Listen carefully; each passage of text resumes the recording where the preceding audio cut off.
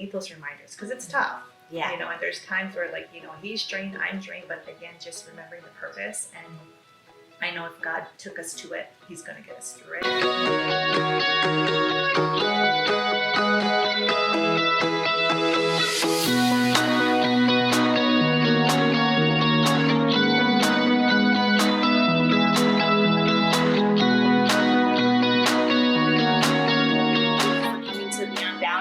I'm super excited for this conversation we're about to have because I've heard you guys have had an amazing story to tell.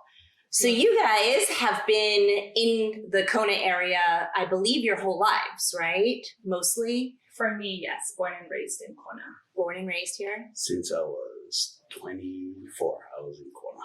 And where were you born? In Oahu. Okay, so Yeah. Hawaiian native, Yes. and both of you. And so why don't we just dive right in and tell us where it all started? For me, born and raised, local Hawaiian girl, half Hawaiian here in Kailua Kona. I come from a very small family. I just have 2 siblings. However, my mother comes from a much bigger family. And even a step further, my grandmother is the oldest of 18. Wow. So that's just how we do it, we're in Hawaii. And for us collectively, we are a big blended family of 10 children, and excited to share our story with you. But yeah, that's just in a nutshell for me, born and raised Kailua Kona. For me, I was born and raised in Honolulu. Actually raised in Waimanalo, Hawaii. Okay. Got 3 siblings, 3 sisters. I'm the oldest of 4.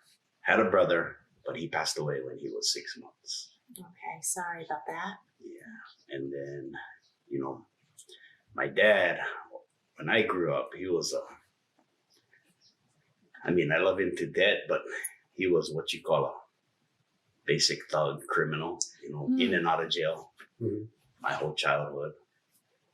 And so I was just us and my mom, and my mom is the one that raised us.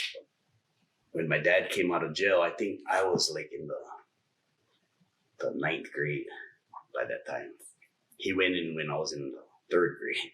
Wow, so you barely knew him when he got out. I knew it because I used to visit him and stuff like that.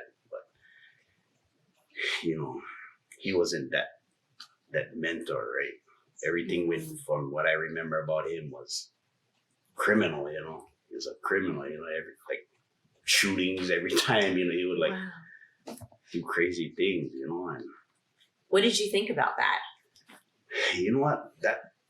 I think that kind of molded my thinking, my life. At first, when my dad came out of prison, like he had that, like everybody in the town knew him. So he had that image. And I think that's how I wanted to be.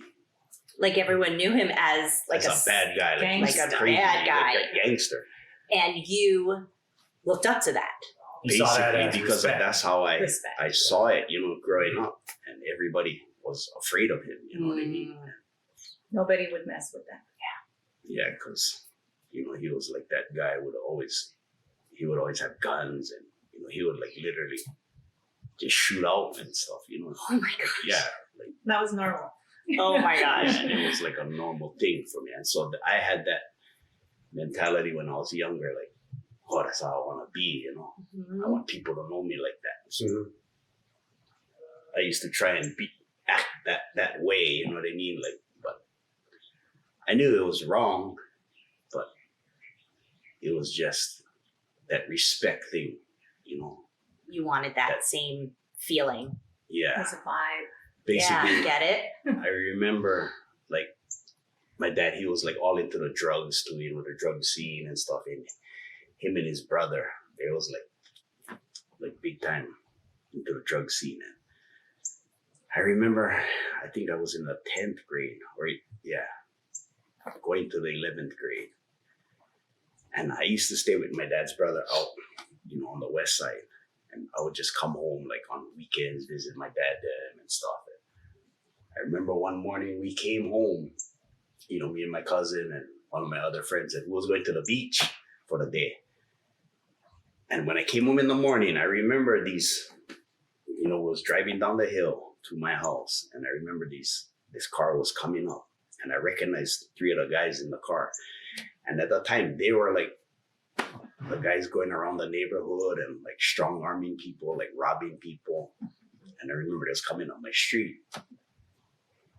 So when I got to my house, I remember, I went in the house and I saw my dad, and I was like, "Hey, Dad, how come those guys, where did they come? They come from here?"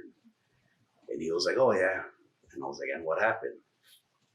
And he told me that, they told my dad that when they come back, he better have the dope. If not, they're going to take him for a ride. How old were you again? I was like going 16, going to the 11th grade. Did you know what that meant? Take you for a ride? I did. Yeah. Oh, you did. For a ride, meaning they're going to kill you. You know what I mean? Scary. So, like, I didn't think of nothing of it. I was like, yeah, whatever. You know what I mean? So we went to the beach for the whole day. Me and my cousin and my friend. And when we came home, it's probably like 4 p.m. in the afternoon. And so we started washing the car, and stuff like that. And then I remember one of my uncles, he pulled up, my mother's brother. And so, he was talking with me. And then sure enough, then the car pulled up with the 3 guys. And we lived in a cul-de-sac right in the dead end. So they turned around, and when I looked, I see one of them jump out. And he had like a kind of like a prison jumpsuit, where you can zip up the zip. You know how prisoners wear those jumpsuits? Yeah, like the one jumpsuits. Yeah, he had one of those. And I remember when he got out of the car, I remember I seen him like shove a gun in his suit, and he zipped it up. And so I kind of was like, "Oh." So Crazy, yeah. I ran in the house, and my dad, he was on the phone with his brother. So I looked at him, and I was like, "Dad, the guys came back." Then he just looked at me, and I remember him putting his hand on his pocket. Like, I could see, like, he had a gun in his pocket. And then he was like, "Yeah, F them." And so I was like all scared. So, you know what I mean? So I went back outside. No, I went in my bedroom. And I was like pacing back, and I was thinking, "Oh no, what the hell?" You know what I mean? But I remember coming out of my bedroom and then looking down the hallway, and then one of them was like sitting on the couch, just like this. But my dad was like where you guys are, and he just was sitting here, just exactly like this. And then he saw me, and he just was like looking at me like that. And then he just kind of relaxed. So I went in my sister's room, and I was like, "Oh my God," I was, panicking. So when I came out, walking down the hall, he kept staring at me. So I went behind him, and my dad was still on the phone. But he was laying on the couch, and then he was like looking at me, and he gave me that eye, like go. Like, get out of here. Yeah.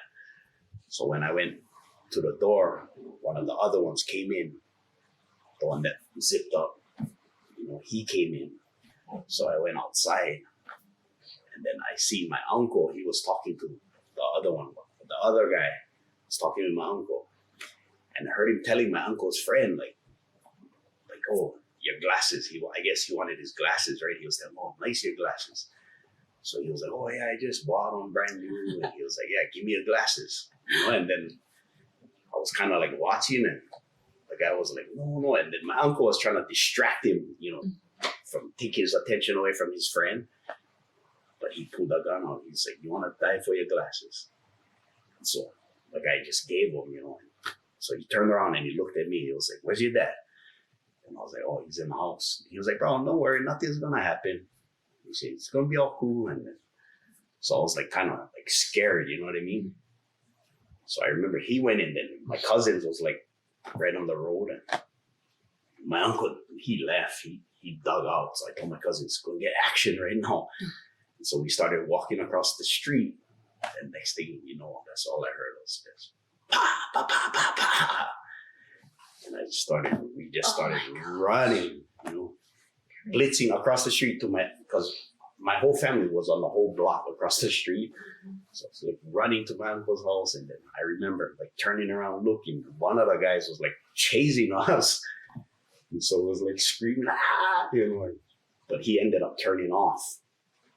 I guess he went up the hill towards the Waimanalo school. And so I ran in my uncle's house and I was screaming, you know, they shot my dad, they shot my dad. And so he was like trying to call the police, but when I went back outside, I was trying to look, you know.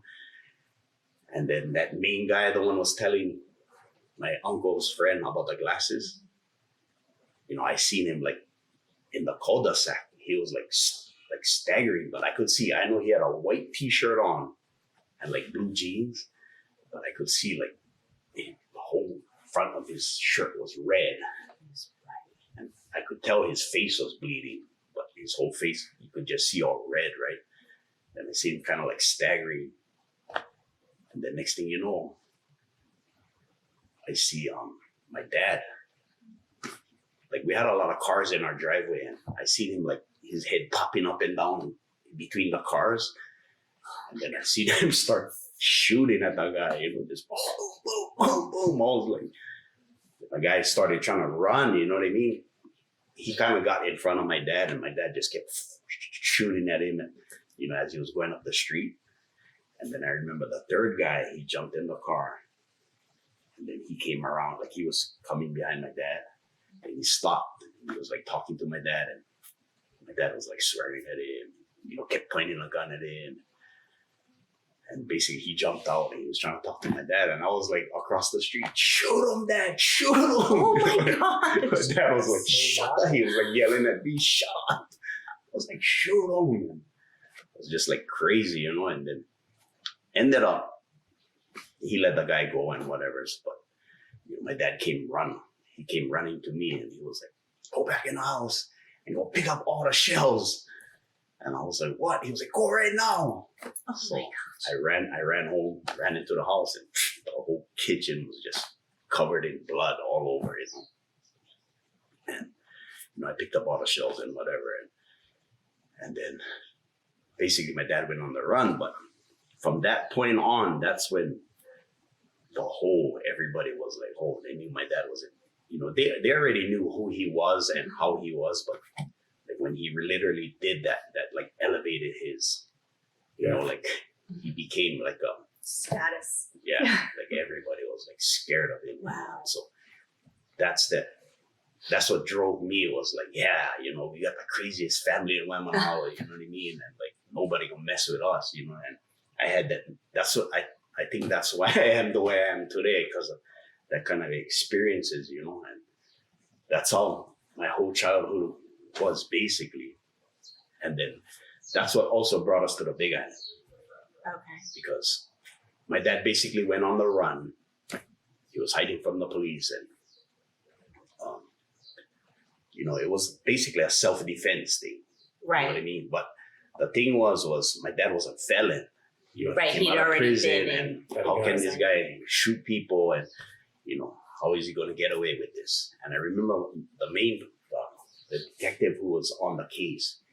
I guess he had like a vendetta for my dad. He wanted to get my dad so bad, you know. And he was the one actually, you know, brought us to the Big Island, because, you know, it was like a protective custody kind of thing, because the guys, they didn't die. They all lived. And, you know, when they came out of the hospital, so, you know, the police had a court case going on, you know, building up. So they had to take us here. Mhm. So that's why they brought us here. And, you know, my dad and mom, they were here, but I guess when the whole court case thing came up, then they was going to go arrest my dad again. But my dad was like, you know, up here free for like 3 years, and he didn't want to be involved in that kind of things anymore. So he was So trying to he get out of it. Yeah, so he went on the run here, and he was like hiding for like years here. And, you know, finally he got caught from one of the police. I guess they seen him fixing a car on the road and they recognized him. You know, they ended up arresting him, but, you know, he ended up beating the case and everything, and, you know, he got let free because it was a self-defense thing, right? Mm-hmm. But from that point on, from that, you know, like I didn't know what I was going to do in my life. I was still young, but I know like every summer, you know, I used to work like, you know, just go get jobs. Like, you know, I think my first job was like a drywalling job. I went to go be a drywall helper. And, I got into other tiling jobs. I was just doing all kind of different summer jobs. And not knowing that would be part of my life today. You know what I mean? Mhm. How old were you when you moved to Kona? So my dad then was in Kona, I think when I was like 17 when they You moved. graduated in Honolulu, right? Yeah, but I stayed in Oahu at my grandma's, and I graduated there. Then I ended up going to Universal Technical Institute in Arizona for air conditioning and refrigeration. Okay. So I did completed that and stuff, and basically I was just on my own. But still, I never knew where I was gonna go in my life. I had no plans. You know what I mean? I was thinking I knew what I wanted to do, but nothing ever panned out. I guess just like everybody else in life. You know what I mean? Mhm. And like after that air conditioning school, I went back to Honolulu, and that's when I got in. Like one of my cousins, he was like, I guess he got into drug dealing. And I think I was like 19 at the time, 20. And I just saw the money he was making, and I was like, well, I want to do that too. You know what I mean? I want to make that kind Right. of money. And Why not? Why So- not? Yeah, it seems so that's- easy. Seems yeah, easy, so that's but- how I got into it, So, making $400 or $500, a week. I was like, yeah, I got money, being that Mhm. young. And then it elevated to making thousands, So was it just like pot, or were No, you? it was crack hardcore cocaine. drugs? It was Right. like crack cocaine. Yeah. Wow. And it was like literally, I learned how to cook crack. You know what I mean? And Uh-huh. I didn't use the thing. Mhm. I was actually a dealer. Oh, wait, let me take that back. Actually, first started out as a dealer, but one of my friends I was hanging around with, they were all smoking the crack. You know what I mean? And I remember my cousin telling me one day, because I was like, we was all into boxing back then, right? Mhm, mhm. We was all training, and then I remember we used to go out on the weekends, and then my cousin and my friend, they were like smoking that crack, and I used to always watch them, and I used to think, I want to try, you know what I mean? And my cousin was like, don't ever try this, and I was like, what? And he was like, don't ever try this, you can get hooked. And I was like, what? Just let me try it. And, but he was high already, you know what I mean? So Right. he was just like, you know what? Here, and he gave it to me, and I tried it. And, like, I got hooked. Like, Yeah. just like he said. You liked it. Just the- Yeah, and I was Mhm. like, okay, party on the weekends, you know what I mean? Me and my friend. And then next thing you know, me being a dealer, I started I was known as a dealer user, and so I was dealing to smoke, basically. Mhm. Right, just to support your habit. Yeah, basically. And the thing was with me, when my mom was raising us, right? My dad was in prison. My mom raised us in church. You know what I mean? It was like heavy into church. Like we couldn't do nothing, you know what I mean? With my mom, we always had to, every single day of the week was something with the Bible, something with church. With about 7 days a week was just like nonstop. Everything was church, church, church. Mhm. So she just planted that. It stuck in my head, and when my dad came out of prison, that's when it all changed, right? He turned for the word, and that's when I became that. But I remember one night I was smoking with my friend, and I swear to God, for like 7 hours straight, we sat at the table and we just smoked crack. And I remember at the end of that, like I was so high, but I thought I was gonna die. You know what I mean? Your heart just racing. Yeah, it was just like, so I started praying, you know what I mean? And I told my friend, get the hell out of my house. Don't ever come here again. I was like mad. Then I went in the room and I was crying to God, please, never again. And after that, never again. I did it, I didn't do it. You're 18 at this point? Yeah, like 19. 19? And, never did it after that. But I was still that drug dealer. That became my high. It was the money. I wanted to make money, more and more money. That's all I did my whole, Then I came up here when I finally moved here. I came here because of my friend's sister. I started dating her, and I wanted to take her away from Milwaukee, so we came up here. She had family here, and my family was here, so we decided to come here. But when I came here, like I brought, that drugs with me. That element. Crack, yeah. But back in Oahu when I was dealing, I got into dealing meth to ice, and like this is something like I can literally say, like when I tell people this, they're like, no freaking way. But when I came to the Big Island, nobody knew about ice. Oh my gosh. Nobody. Crazy, huh? I was the first guy who brought that here. And you were cooking it too? No, I wasn't cooking You were it. cooking it? Like I wasn't cooking it. The thing was my dad, he was all into that, right? He smoked that, and and he got a couple of his friends here into that. Mm-hmm. You know what I mean? And like nobody, I remember people who I was giving the crack to here. Like I was trying, they were like big dealers back then. Mm-hmm. And they used to,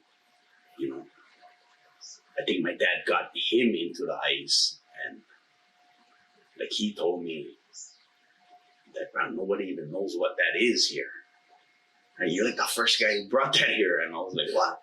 Like, no way. And, like, seriously, nobody. Like, every time I would try and say, you guys should try this, ice. They're like, what the hell is that? Nobody, like, we don't want that, They wanted the crack.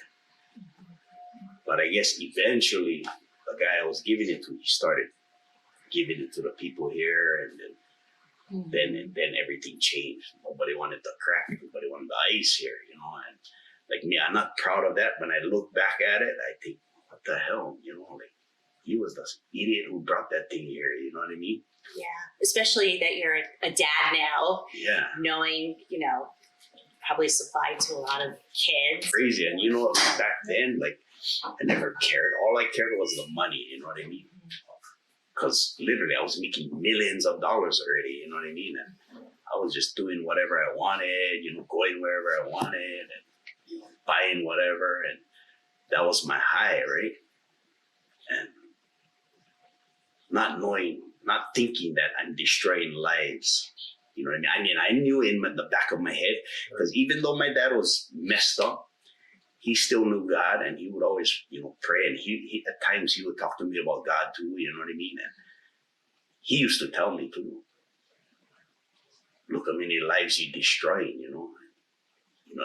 And I used to always get conviction. You know what I mean? Like but don't think about it. You know what I mean? Just like I'm not worried about that. You know what I mean? I just want to make my money. And so I was here I was dealing for years. And I think I came here in 95, so I was dealing here from 95 all the way to 2003. Long time. Till I got busted. And the thing, how I got busted was, there was this guy, for years, from when I came here, he was trying to get me to deal with him or deal for him. And, I always said no, because I always had my own thing going, right? So I didn't need anybody else. And periodically through the years, whenever he would see me, he would try and talk with me. And I used to be like, I just brush it off. Then how he got to me in 2003 was he started, I guess, dating my girlfriend at the time. He started dating her best friend, one of her best friends. Okay. And so me, because I was a fighter, MMA fighter back then, that's how I got kind of known here. It was because of my fighting. First I started boxing, I was consistently boxing here, and then I got into the mixed martial arts, and I started fighting. And so the guy, he came to one of my fights with his girlfriend, with my girlfriend at the time. They all came together. And I remember after the fights, you know, I won the fight, and then he came, congratulated me and stuff. But you know, I had all my family and friends around, and he was like trying to tell me, hey, you know, I got something that I want to leave, you know, like talk to you about. And I already knew. I was like, bro, it's not the time to talk about this. You know, yeah, I got all my family over here. Okay, sorry, you know, I'll talk to you later. I was like, yeah, whatever. But we went out, whatever. Next morning, was having breakfast, all the fighters, you know, and was eating breakfast in the hotel. I guess my girlfriend at the time, she got a text from her friend saying, oh, we're bringing your bag. So she went out and she was like, oh, I got to go grab my stuff from, you know, from my friend. So she did whatever.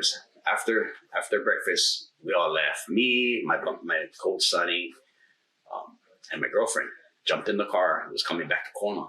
But when we got in the car, she was like, oh, he said to give you this bag. And I already knew, you know what I mean? And I was like, why would you even take that? And she was like, what is it? And I was like, what do you think it is? It's dope, you know what I mean? Why would you? And then so I opened it, I looked, I was like, oh man. But anyways, you know, he started calling whatever's, you know, and I didn't recognize his number. And until my girlfriend told me, oh, that's, you know, her friend. So I knew it was him who was calling me, but I didn't want to answer, you know. So, you know, he kept calling, but then finally he blocked his number, and that's the phone call that I answered. And basically he was, you know, telling me he can give it for this and give it for that. And, you know, I was trying to talk on the phone, right? Yeah. That's the rule. Don't ever talk on the phone, right? So I was like, So he was trying to get you to deal for him. basically. Okay. Yeah. But he left the stuff, you know what I mean? And I was like, oh, I don't want to talk on the phone. You got to come to the gym, meet me, you know, talk in person. And, you know, he just kept going on and on. So out of anger to get him to shut up, I was just like, you know what, I'll see what I can do, but just meet me right now. But those words right there, I'll see what I can do. That's what got me, because the FBI was, you know, had a wiretap on his phone. So just by me saying, I'll see what I can do, I was guilty already. Right. You know, Wow. conspiracy. And so basically he came to the gym, and I gave him back his thing, and, you know, told him, bro, you don't fuck around like that, you know what I mean? Like, sorry, but he was like, oh, no, okay, I'll do it, whatever. He left. And, you know, I just went on about my life and my business. And I remember, I think like a month and a half after that, me and my girlfriend at the time, we went to Vegas. You know, it was up in Vegas, and I don't know why I was there for so long, but I think I was up there for like, maybe like almost 3 months. Wow. And I was like literally thinking, I was telling him, we'll just move here already, you know, because I had money and stuff, you know. And when we was up there, like towards the tail end of it, like I got a call, like I started hearing, like, oh, this person got busted, this person, you know, they're picking up 10 guys at a time, and all these guys getting busted, right? All people you knew here? Like I never knew them personally, because I never dealt with none of them. Right. Like I always had my own thing going. So all these guys who was getting busted, to me, these was all guys I wanted to beat up. Right. You know what I mean? Because like literally, that's what I used to do, right? I used to be a bouncer in the nightclub, be a fighter, and I used to fight every single weekend on the streets. I used to beat up people, you know, like. And so all these guys, like I never liked them, you know. Like I could care less about them. To me, there was like competition and F them, you know what I mean? So like literally like 100 guys got busted, but they were picking up guys by the tens. Were you worried that? No, because I never dealt with none of them. Huh. You know what I mean? I wasn't worried. I just was like, wow, just hearing it, you know. People was calling, wow, these guys got busted. I was like, oh, crazy. And then I remember my dad, he was staying at my house, and he called me one day, and he was like, I don't know, cuz get on a helicopter, keep flying over your house, and stuff. Cops, they hovering over your house, and I was thinking, what? And he was like, yeah, I was going outside and sticking finger at them and stuff like that. And I was thinking, what the hell? Why would they fly over my house? And it still never dawned on me, right? I never thought any, because I never dealt with none of them guys. And then, then I heard that guy, the one who gave me the stuff, I heard he got busted. So I was thinking, I was like, what the hell? Mm-hmm. So I called Sonny. I said, hey, son, keep an ear out. See if you hear anything about me, right? So he was like, okay. And then 2 days later, he called me. He was like, hey, Khalil, the FBI came see me and you got to come turn yourself in. I was like, what? He was like, yeah, you got to call this guy right now. And I was like, what the hell? So I ended up calling him. And so he just basically told me, we know where you are and don't make it hard on us. Just come back, turn yourself in, and then, you're going to get, you're going to get less time if you come back and, you cooperate. So I was like, okay, I'll come back. But then they started talking that they was going to, charge my girlfriend too, conspiracy too, because they had her on phone calls talking about the stuff and, Right. They thought she was involved yeah, as well. so I was like, no, I was like, bruh, she is not involved. You cannot do that. They was like, well, we got her on phone calls. I said, you know what? If you guys gonna arrest her, I promise you catch me if you can. You ain't gonna catch me. I'm out of here. You know what I mean? You ain't gonna find me. So they was like, no, don't do that, don't do that. And they was like, okay, we're not gonna take her. We'll just let her go. So I said, you gotta promise me that. So they told me they promised. So we jumped on the plane. We came home, and sure enough, got off the plane. And I was like at the back of the plane. That's where they assigned my seat at the back. So I was the last getting off. So I already knew. So when I got off, then sure enough, when I walked in the airport, I had like 4 guys sitting in the seat, but they were like scattered, And so I was like looking around, okay, who's the cops? And then I see one guy, he was like reading a newspaper. So I walked towards him. Then I walked by him and I looked, and it was my picture behind the newspaper. I was like, yep, that's me. I said, okay. He said, you're under arrest and stuff like that. And so they basically just put me in handcuffs right there. And what was going through your mind? Yeah, it was just embarrassing. Sure. It was like that because, everybody was watching. And, they went and questioned my girlfriend and stuff, but they let her go. And then they took me up to some office in the airport. And then next thing you know, they transported me to the courthouse, the federal courthouse. And I was sitting in that cell for like 6 hours. And then, they took me to the FDC, the Federal Bureau building by the airport. And yeah, that sucked because that was the first time I ever been to jail, you know what I mean? And like I didn't like it, you know what I mean? And so in my head it was like, at the time, my son was going to be born, this was my first son, and like I was like kind of like this spinning and losing my mind, and thinking like, what the hell, I'm not going to be in my son's life. And so when I got into prison, I started hearing everybody, like, all these guys who was on the case. Like I wasn't friends with none of them. Like I said, I hated all of them, I wanted to beat them all up. But like I remember I had one guy, he would always wake me up every morning, like early in the morning, and hello, breakfast. You want to eat breakfast? And so I always took on liking. I was thinking, oh, this guy, cool guy, but he was one of the guys wanted to beat up too. You know what I mean? But I was like, I kind of had respect for him because, he would always make sure I was okay, right? And till today, he's like one of my best friends.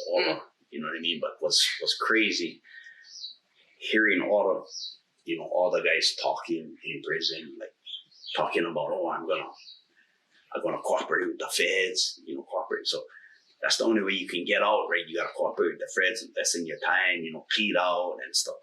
So I never understood none of this, you know what I mean? And like I obviously told you guys, I care less what anybody thought. I never dealt with none of these guys in my life. You know what I mean? Call me a rat, whatever. You know what I mean? I never cared.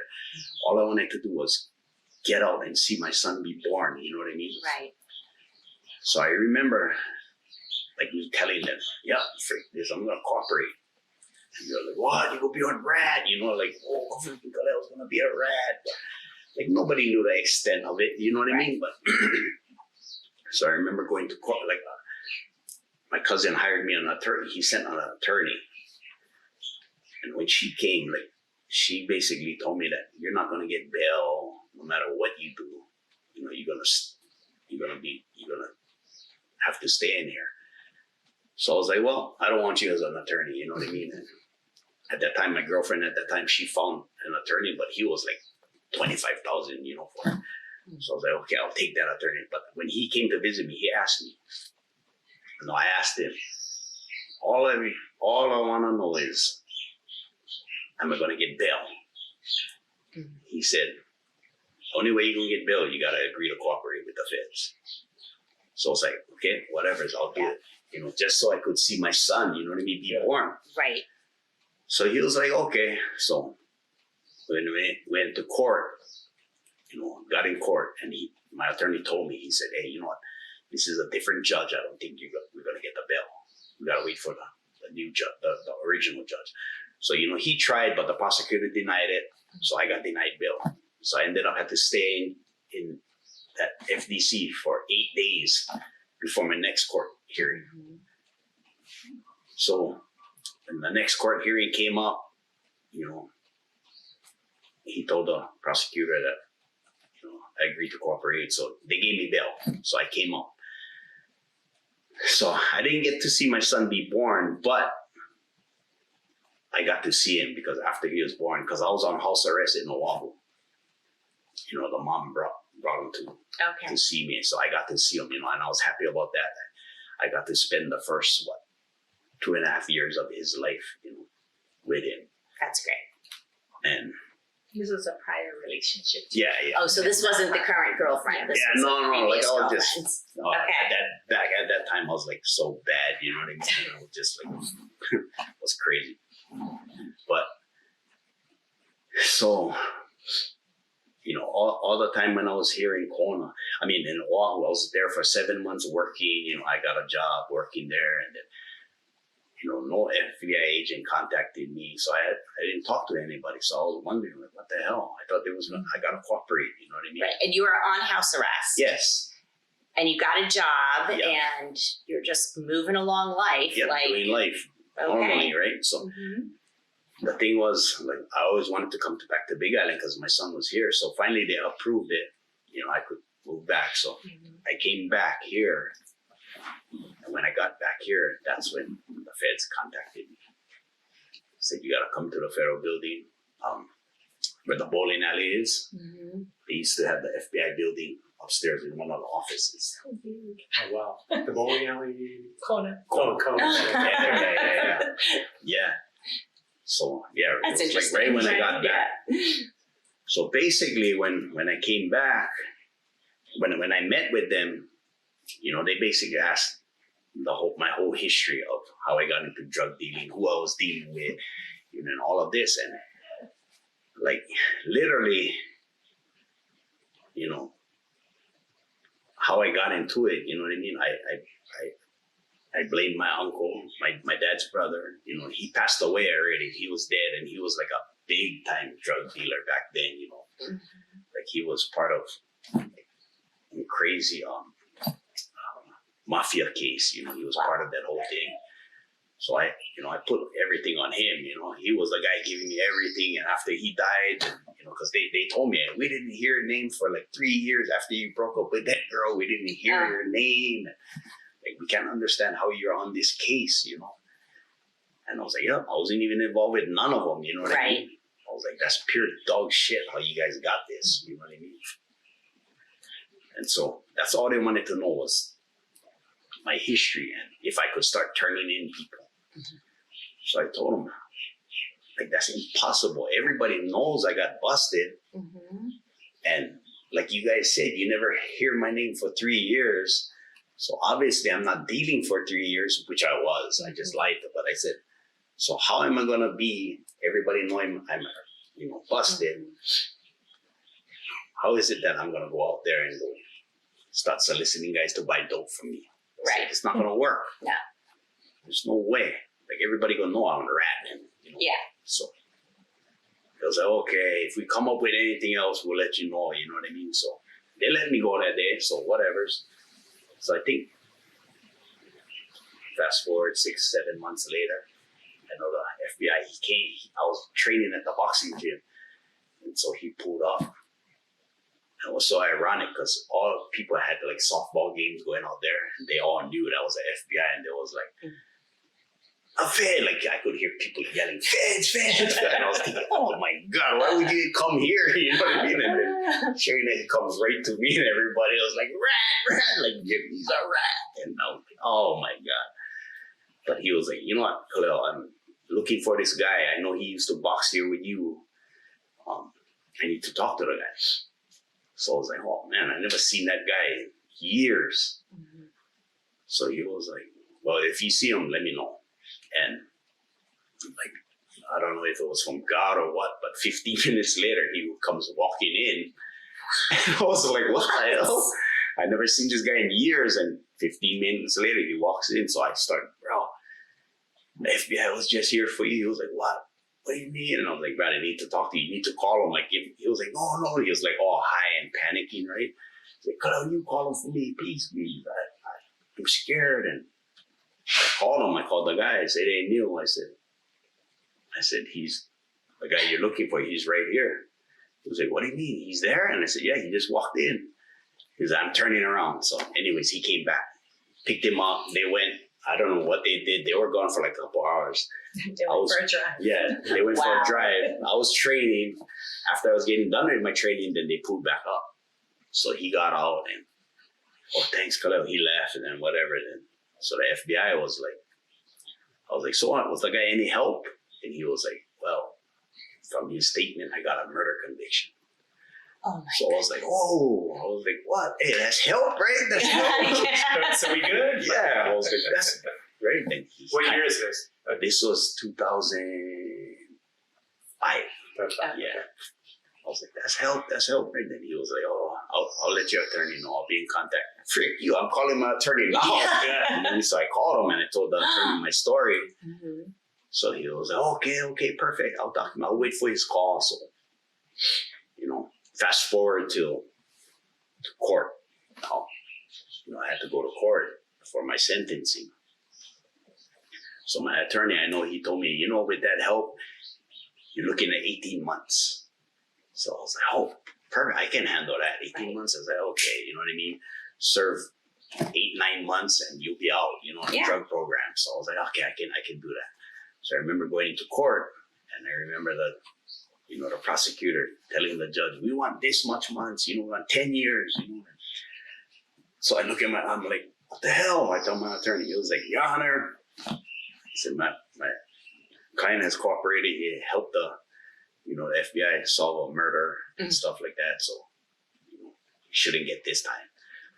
So the prosecutor was like, okay, we're requesting 5 years, 16 months. And I was like, what the hell? That wasn't the plan. I was like, oh. And then I know the judge, she was like, you know what? Mr. Padilla has been working, for 2.5 years. He's been out, changed his life, cleaned himself up, and, has, doing everything he's supposed to. And I'm not going to give him 10 years, not going to give him 5 years, 37 months. Slammed the hammer. And even then, I was like, what the hell? I thought 18, And then he was like, oh, no. 37 months. And I was like, still, I was like, oh my God. Like, there was nothing I could do to change it. That was it. And, I had 2 months to turn myself in to the Arizona prison, the federal prison there.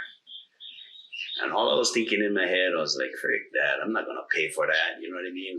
I'm just going to surrender myself to the court, to the federal court, the building. So that's what I did. Surrendered myself there. Then basically they took me FTC, then they flew me to, so I had to go through a whole process. I had to, first time ever been to prison, they took me to San Bernardino. That was like a crazy place, you know what I mean? I was like in general population, and that's when I got to like understand the prison system, and it was like scary, you know what I mean? Because I never been in prison before. I never knew all of this kind of shot callers and like gangs. Everybody got to stay with their own kind, and I was like, I kind of was freaking out. But well, what was it like to say goodbye to your son, knowing that you weren't going to see him for years? Like everybody, that was like the most heartbreakingest time. You know what I mean? Like it's nonstop crying, and it was just sad, But I had to get it over with. You know what I mean? So basically, I ended up in these prisons and like hearing all these things, like I remember when I was in San Bernardino, I remember black older man, he would always talk with me and stuff, and he said, where are you going to do your time? And I told him, in FCI Phoenix Correctional Institute. So he was like, look at this, and he slaps down the USA Today paper. This is where you're going, and then had a story about this guy got killed in there. Oh my He was a kid. I think he was like 21 years old, but he got a brick bashed in his head, from the Aryan Nation. I guess the gang in there. And he's showing me this, and I'm like reading it. And I'm like, what the hell? This is where I'm going. And I'm like panicking. You know what I mean? I'm like so like praying. Oh my God, what the hell? And so I remember going on the bus ride there, going there, so scared. When I get there, they admit me in, whatever. So finally get to our dorm.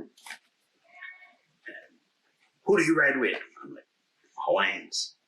It's like, you over there. So I remember walking to the area, and then all I remember seeing, remember the friend, the one I told you, the one that's taking care of me? Yeah. Walla? I seen him in there. He stood up. Whoa, Clem! And I was like, I felt like one of the biggest relief, you know what I mean? I was like, oh my God. I was like, oh, what's up, bro? He's like, bro, I got everything, don't worry. Because he's been in there for like months already, right? So he already had the whole system down. And we're friends. Yes. Oh, is it Hawaiians or is it others? Yeah, there was a bunch of, I think he had like total 15 to 20 of us in there. Okay. Hawaiians. Wow. So everyone separates themselves out. Yeah, like in this prison. Like you're actually in a gang. Yeah.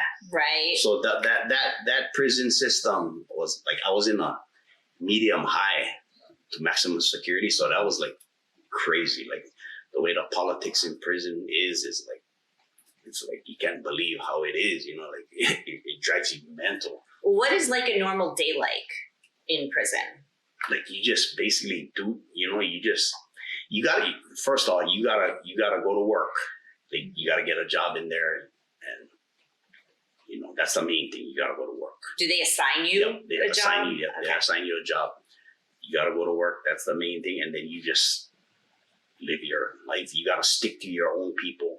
I mean, in this prisons, in the political ones, because I was in there for I think like 8 months, and I seen like so many crazy political stuff going in there, and I would like literally call home crying, like, what the hell? Because I remember when I just got there, I remember our shot caller, the leader of our car, he called a meeting with all the islanders, and I remember he was saying something about there was this guy in a hole, inside the hole, and I guess he was a rat or whatever, but word got back that he was coming out.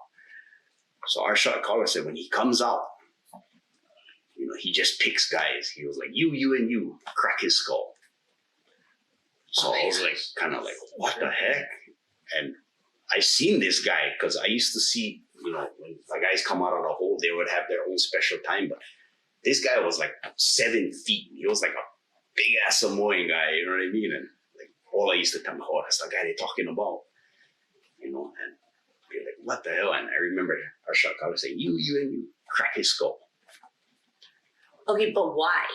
Like, because he was a rat. Because he was a rat. He's a rat. Yeah. It's like an internal call that you gotta crack his skull. So I was thinking, what? Okay. I was like, oh, and I could see the 3 guys. They were like, oh, they're not gonna say anything, but they're shooken up. You know what I mean? Mm-hmm. And so shot caller's talking.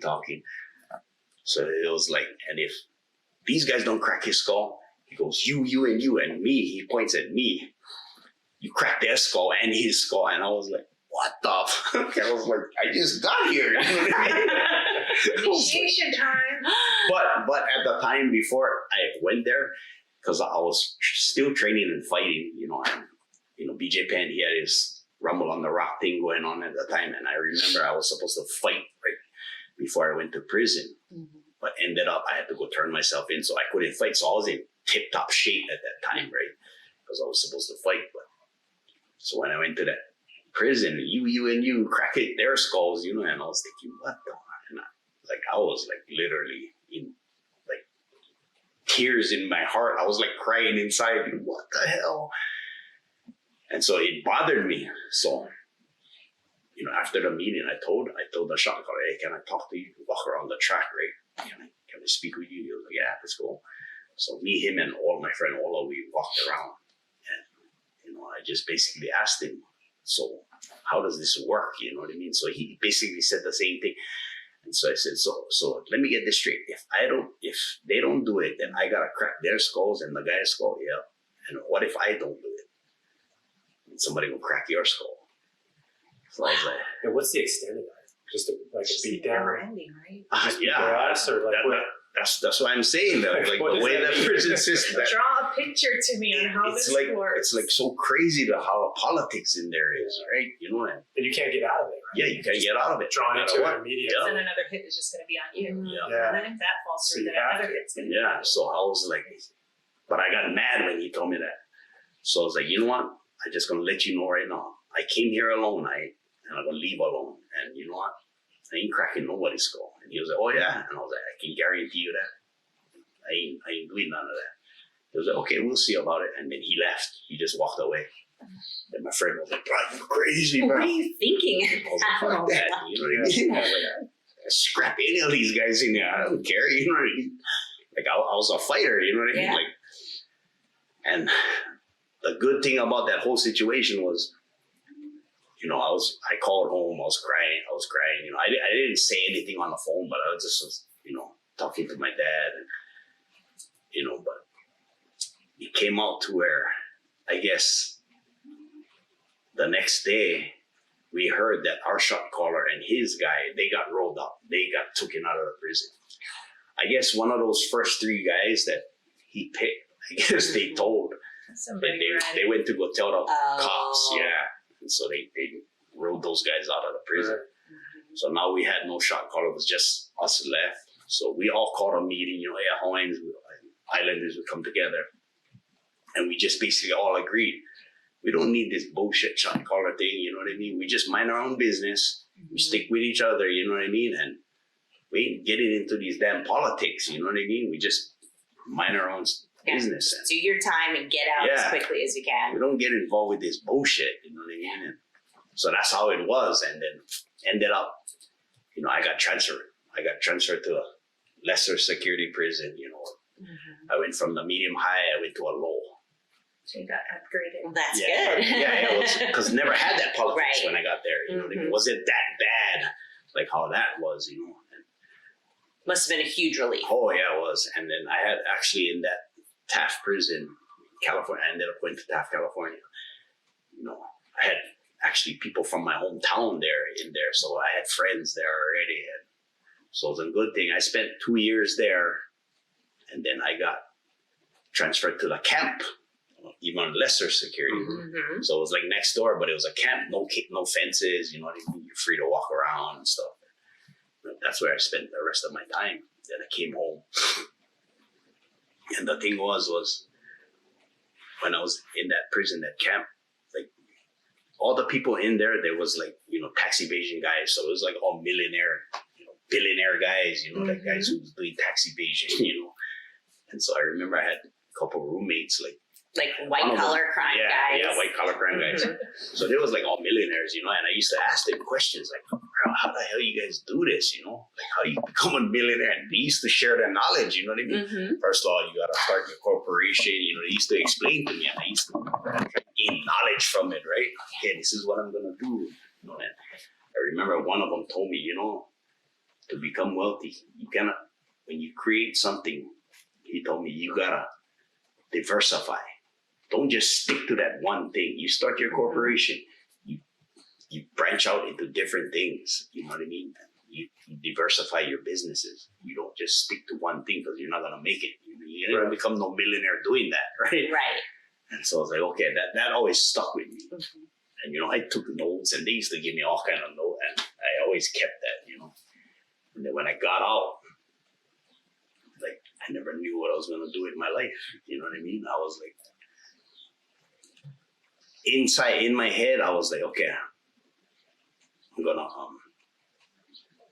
promote concerts because I had other promoter friends before, and I seen them making decent money, and so I was thinking, okay, I will do that. But how am I gonna get money to do this? Right.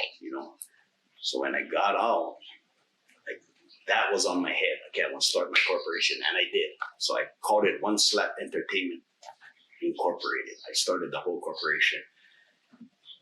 Got it up and running, and I was in house arrest in Oahu again for the first 7 months.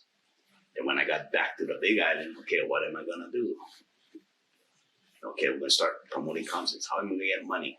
So I started talking to old friends, drug dealer friends. Mm-hmm.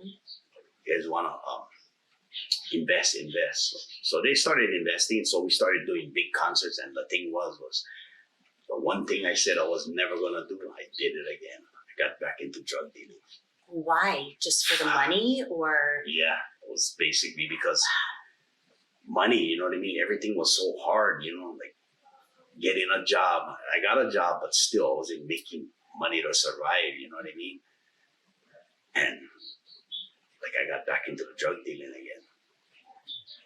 And that crushed me, you know what I mean? Because everything that I said I wasn't gonna do, I kind of did it again, you know what I mean? And I was like, what the hell am I doing? And I was like, constantly praying every day, you know what I mean? And Just in turmoil. yeah, Conflict. and it started getting worse and worse and worse, as I didn't know what to do. I didn't know how to get out of it, you know what I mean? And then I remember, I think it was probably like a year and a half later, I remember one of my police officer friends, he told me, he was like, hey, I just letting you know, I don't know what you're doing, and I don't like know what you're doing, but your name is coming up again. And me on the defensive, I was like, what? I was like, I don't deal drugs. He was like, I never say you was dealing drugs. I'm just letting you know your name is coming up. And I was like, all frustrated and angry, you know what I mean? And I was like, I won't get busted again, you know what I mean? And like, I think that's when I just started dating her too. Mm-hmm. Like, So what year are we in right now? we're in like 2000, going on 10. So, Yeah. okay. And, I remember I did that concert and I got her involved. And I remember one of the girls I had playing, Ilona, she was raised in church with me, from childhood. And, she was like talking to me after the concert. We was at Sushi Shion, a Japanese restaurant. And, she was talking to me there. And I was telling her what was going on, you know what I mean? And I was like crying every day. I was, I was fucking in jail again. And, so she started praying with me, and so that's when I just set my mind and I told God, I said, you know what, God, like, I don't know how you're going to get me out of this, but if you please can, you know what I mean? And like, please get me out of this. Take that desire to deal dope away from me, because I like, no matter how hard I tried, I couldn't get that, that making that money out of my head, Right. And I told, and the crazy thing was, like, I said to God straight, I said, the only way this gonna work, God, is if you give me something that's gonna, give me that kind of money. I said, nothing else gonna work. If not, like, I'm gonna keep dealing drugs, to make that that kind of money. And left the prayer as that, and I swear to God, like, what, maybe like 2-3 weeks later, Sonny calls me. Actually, I seen Sonny at the gym, and he was like, man, I'm getting so much stress, because Sonny at the time, you know, he was like fully with Dog the Bounty Hunter, you know, Dog's personal security. Sonny was like, man, I'm so stressed out. I was like, why? He was like, man, cause every time we go film, he was like, man, I gotta get you on with me. And I was like, what do you mean? He was like, bro, I cannot handle this already. He said, you know, when Dog and Bet fight, they separate, and I gotta go. Every time I gotta go with Dog, and Bet is yelling at me, and bro, I cannot be in 2 places, you know. And he's like, bro, like I told Dog, bro, I need help. So Gotta get Khalil. Sonny had been with Dog the Bounty Hunter on the show and as his security guard for a long time at that point. Yeah, he was. Okay. Yeah, Years, yeah. you know what was the crazy thing about it was when I was on house arrest with my federal case in Oahu, Leland called me, and this was in 2004, like the beginning. Leland called me, and he was like, hey, Cleo, he basically told me, you know, my dad's doing a documentary. They're doing a documentary on my dad. And my dad was asking if you could come along with us. And I was like, what do you mean? What are we doing? And he goes, I don't know, some documentary. And, you know, my dad said if, you know, you could come along. And so I was like, I didn't think anything of it, right? So I was like, you know what, let me go ask my probation officer, you know, see what she says.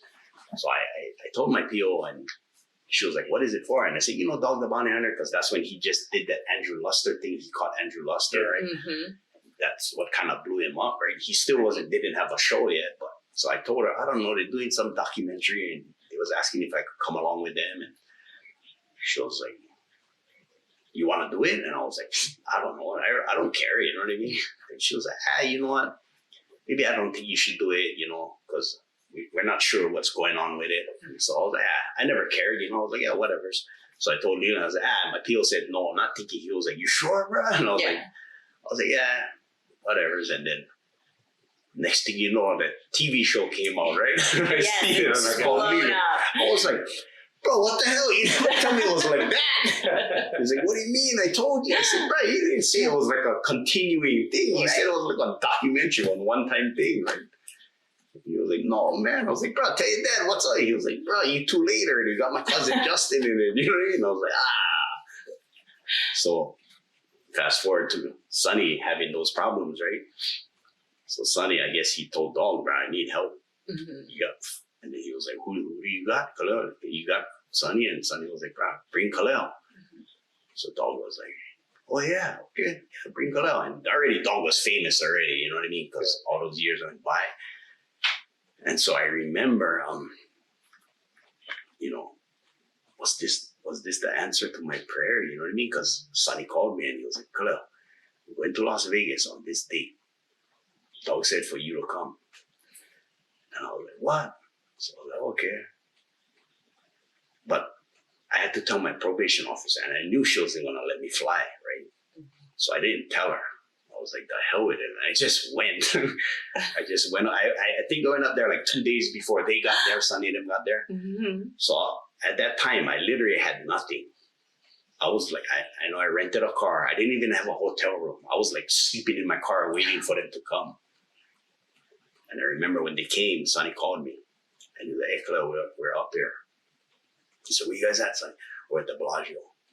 Let's come over here. So I drove there, and, you know, went in, and then sure enough, got to go meet Dog then. And okay, you just help Sonny. You know, he said, whatever you do, just hang with Bet. You know what I mean? Just watch Bet. So I was like, okay. So we did what, you know, that was at the Bell Bonds convention. And so basically I was just kind of doing like security with Sonny.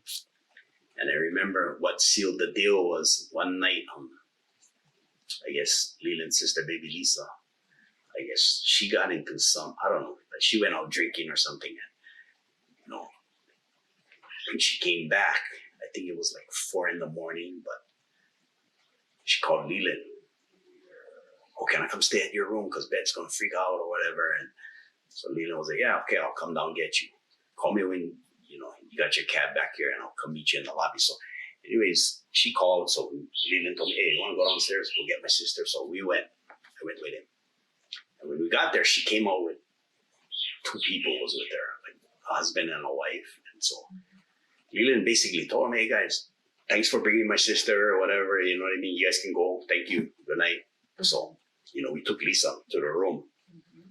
And Leland was like, hey, because it was like early in the morning already. He was like, hey, you want to go get breakfast since we're up already? I was like, yeah, we'll go. And so me and him went down.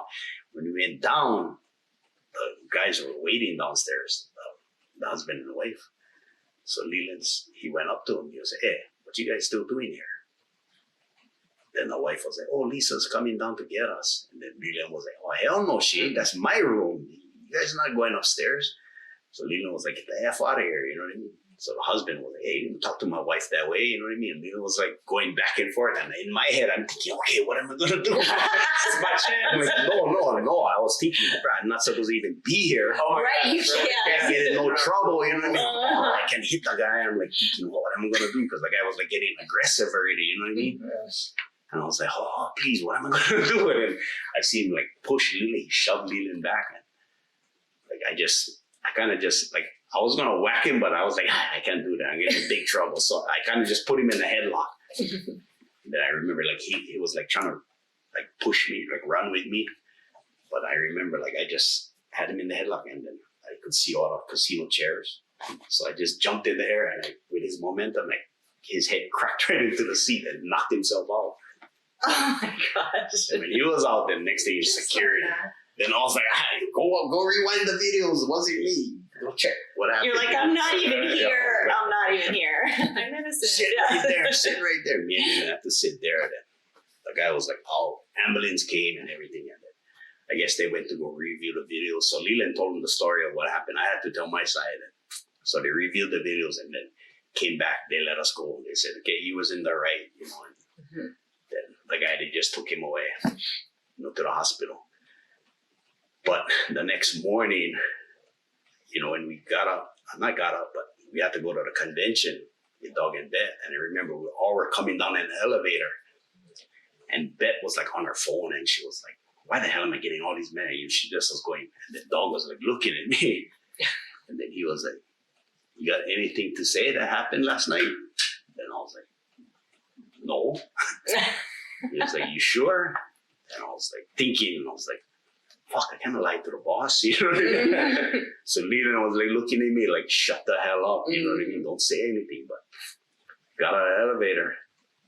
Then the 2 SUVs pulled up to pick us up. Then Bet said, Khalil, you come with me and Dog. All the rest of you go in the other one. And Leland was like looking at me, and I was like, bro, I'm not lying. Then so I got in, so Bet was like, you want to tell me what happened? And I was like, what do you mean? She was like, don't fucking think I'm stupid, Khalil. Like, I'm getting all these messages from oh, she was like, I'm getting these messages from what was it? What is it? TMZ. Yeah. Oh, Yeah, it was TMZ. I'm getting these messages of what happened in the casino last night. So I was like, she was like, Dog was like looking at me with that eye, and he just was like, you want to tell us the truth? So I said, boss, so I told him, I'm not going to lie. I told him the whole story of what happened. Bet was like, you motherfucker. Like, you guys got into a fight in the casino. And Dog was like, yeah. He was like, you're hired. He was like, yeah. Bet was like, what do you mean? He was like, he protected our son. What are you talking? Let him go, And so from that point on, I remember like coming home from the trip. Then I wasn't a check in the mail. Bet actually wrote me a check. It was like for $10,000. And I was like, what the hell? I was like, first thing I thought was, oh, thank you, Jesus. You know what I mean? Then I was thinking, oh God, is this your way of getting me out? Because it was only like 3 weeks after that prayer, you know what I mean? There's no coincidences. Yeah, so I was thinking, yeah, this gotta, you just kept thanking God, oh yeah, this is it. Right on, God. I was like, wow, I didn't know he was gonna do it like that, but thank you, Lord, And then I remember we was already like fully dating and stuff. And then in my head, when that money started running out, started thinking again, like, what am I gonna do? Like, I'm gonna deal again. Like, please God, I don't want to do that. You know what I mean? Like, and I was working at the time construction, but still, that wasn't pulling in the money. I was Enough. struggling on rent. You know what I mean? And Are you guys are living together at that point? it was already. Okay. It was, and it was, and I kept thinking in my head, like, fuck, I got a deal. So I would call my friend, and the crazy thing was, like, every time I called my friend, I was like, hey, set it up. I need this. I'm gonna start. And he used to be, why are you gonna do that, bro? You don't talk to Bonnie Hunter. What are you doing? And I'm like, bro, I got to. You know what I mean? The money running out. So it was like right when the money was gone, right when the drugs was coming, in like literally being delivered, phone rings. Dog, you ready, Khalil? We're going on the road again. When? Flying in tonight. Be like, what the hell? So I called my friend, hey, bro, turn around. I gotta go. I'm going on the road. What the frick, bro? I'm like, sorry, bro, I gotta go. And then, I would go film. Yeah, a couple weeks. Intervention. Then come back, get another $10,000 paycheck. Be like, wow, God, thank you. You know what I mean? And then same scenario would go on like 5 different times. Like right when money running out, I go deal again. Next thing you know, call again. Run on the road. And it was just going like that. And I think after that, like that 5th time, that desire to deal drugs was gone. Like it just... Well, your faith never wavered. Like God. And God delivered every time. Every single time. It was like at that last minute, that second, like drugs was on the way already. And she never knew nothing. Like I hid it from her so good. You didn't know anything? Nothing. No, because I kind of missed the whole transition through all of that. After Noah was born, he had another son. So that was another significant piece. And then... So how many children at that point? When he got out? Yeah, well, when you guys got together. He already had 4. 4 children. Yes. And my 2 sons, they were like born 2 weeks apart. You know what I mean? It was like... I'm not even going to ask how that happened. Yeah, that was like... that's going to be a juicy one. They're all crazy. Significant, and that's why I told him, I said, gosh, you have to share your story because they're all pivotal moments that lead us up to where we are today. Right. So he had his first daughter, Angel, which he can, share on that. And then he had Noah, which he talked about earlier. And then he also had Seth, again, 2 weeks after Noah. And then by the time he and I got together, he had just had baby Lacey, and she was 6 months. Now, mind you, through all of that, and again, he can share his end is I was still in a marriage of almost 18 years. I had 3 children. You had your own children. Yes. And so from 2007 and 10, it was already rocky in the marriage, but we were still married. And then he and I knew of him, he knew of me, but we didn't get together until 2010. I didn't get a divorce to the end of 2010. So already that is where everything kind of intertwined. Right. He had baby Lacey right out of jail. He was still in that relationship. And then we worked together. Then I came along. I'm giving you the totally condensed version. And then we're together April 2010. I didn't divorce till the end of 2010. But in between there, we got pregnant with baby Samson. Wow. So that just, there was a lot of overlapping. So much. And again, through it all, yes, thank God. But at the same time, there's a lot of pain and hurt on different levels of many that were involved in our relationship. Where it was like so wrong, yet so right. And so with that, yes, as we got together and knowing that I was going through my divorce, that was my one thing to him was like, I cannot be with a drug dealer. There's no way. And now you're pregnant with a child. Yeah, there's no way. We're not, and we can't be together. If you're going to choose that, like, I can't. I'm sorry. Love you, but I can't be a part of that. I'll lose my kids. Right. And at the same time, he should have already known what he's gone through. So that was always, like the ultimatum, like you just can't be a drug dealer. So in my mind, I was like, no, he's fine. Yeah.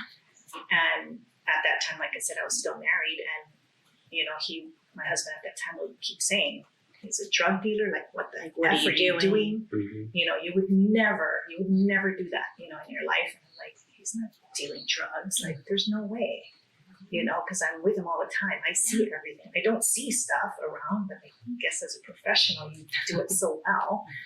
But at the same time, knowing that he's basically unloading, you know, he's unloading, wiping himself clean, you know, got rid of, lifted, escalate, you know, all these things he's just unloading, selling, you know, getting rid of it because we're choosing, you know, to continue this path together. And knowing again that I can't, that's totally against my morals. I just can't, you know, and so we did a lot of events together. Was pregnant with Samson, and at the same time, you know, he's still trying to heal other relationships, you know, that he was involved with. So it's, again, lots of intertwining. So I get divorced 2010. Mind you, I didn't grow up like he did. You know, my family was intact, but my parents did divorce when I was 5. And my stepdad, called my bonus dad, he's more than a stepdad to me. He raised us, and we always came from a loving family, you know, always with good intention, you know, was always raised in church, Catholic, and then Christian. Definitely not what he experienced. So that I always saw in movies. So what was it about him that attracted you so much? I mean, you knew his history, right? Totally did. I totally did. And like I say, we joke about it all the time, but I was like, these are guys that I tell my daughter, you're not allowed to date, right? Or tell the boys, like, oh my gosh, no, that is just a big no-no. But at the same time, you know, I honestly got to see his heart. I did. And I got to see the side of him that many people were not exposed to, because they see this rough and tough guy, all on the exterior, which is exactly what he was physically. But I got to see inside, you know, the sweet, compassionate, Right. when she's like, Right. what? The That's dealer not that me. had the heart that was like, I really didn't feel good about it. That's the Right, guy like, you saw. I totally did. And it was, and you know, we spent time together. And again, knowing that I was going through a hard time in my marriage, you know, that's wrong times. You know, I was vulnerable. Yeah. You know, it hurt my ex-husband, you know, it hurt his relationship. And at the same time, like, we just cared about ourselves, Right. which I never think about myself first. I think about everybody else. But he was able to help me, I guess, escape from that and try to like put what does Misty want? You know, Right. not what mom, dad, and everybody else in the community want. It's like, what did I want? And we got to spend time together, and it was great time, you know, like we had so much fun. And as wrong as it was back then, you know, it became right. But it felt right. It did. And I mean, it was tough because, like I said, we ended up getting pregnant with Samson. At the same time, he's still trying to, you know, mend previous relationships. So it was chaotic. Yeah. It was chaos, but I'm the kind of person that also embraces that. You know, I'm not an evil person. I mean, through all of this, you know, the one person that I really did hurt the most was my ex-husband at that time. You know, I've never hurt a soul in my life. And not condoning it, but at the same time was like, oh my gosh, you know, how do we make this right? Right. But if you were truly happy in I that was. marriage, if you Oh, were yeah. right, if you were truly happy in that first marriage, you would have never, Gone that your eyes wouldn't have been open to other things. totally. And, you know, yes, it could have been restored. You know, yes, he wanted to make the changes necessary. But I was just like tapped out already by that time. And then I got involved with him, you know, and prior to that, you know, there were other incidences that came about that contributed to everything. And then by the time I was with him, you know, I was like, there's no turning back. And then when he was like, no, I'm going to wait for you. Because I'm like, dude, I'm like legit married. Like, oh my gosh, you know, and he's like, no, I'm going to wait for you. I'm like, what the heck? He does not wait for nobody, you know, like, that's just not him. But he was He's also like, asking "Hi." God for a reason, Right. right? To get him out of this drug dealing lifestyle. It wasn't just the money, you know, you need support as well. And he's, from what I hear, he's a loner. So he needed that support, somebody that was good by his side.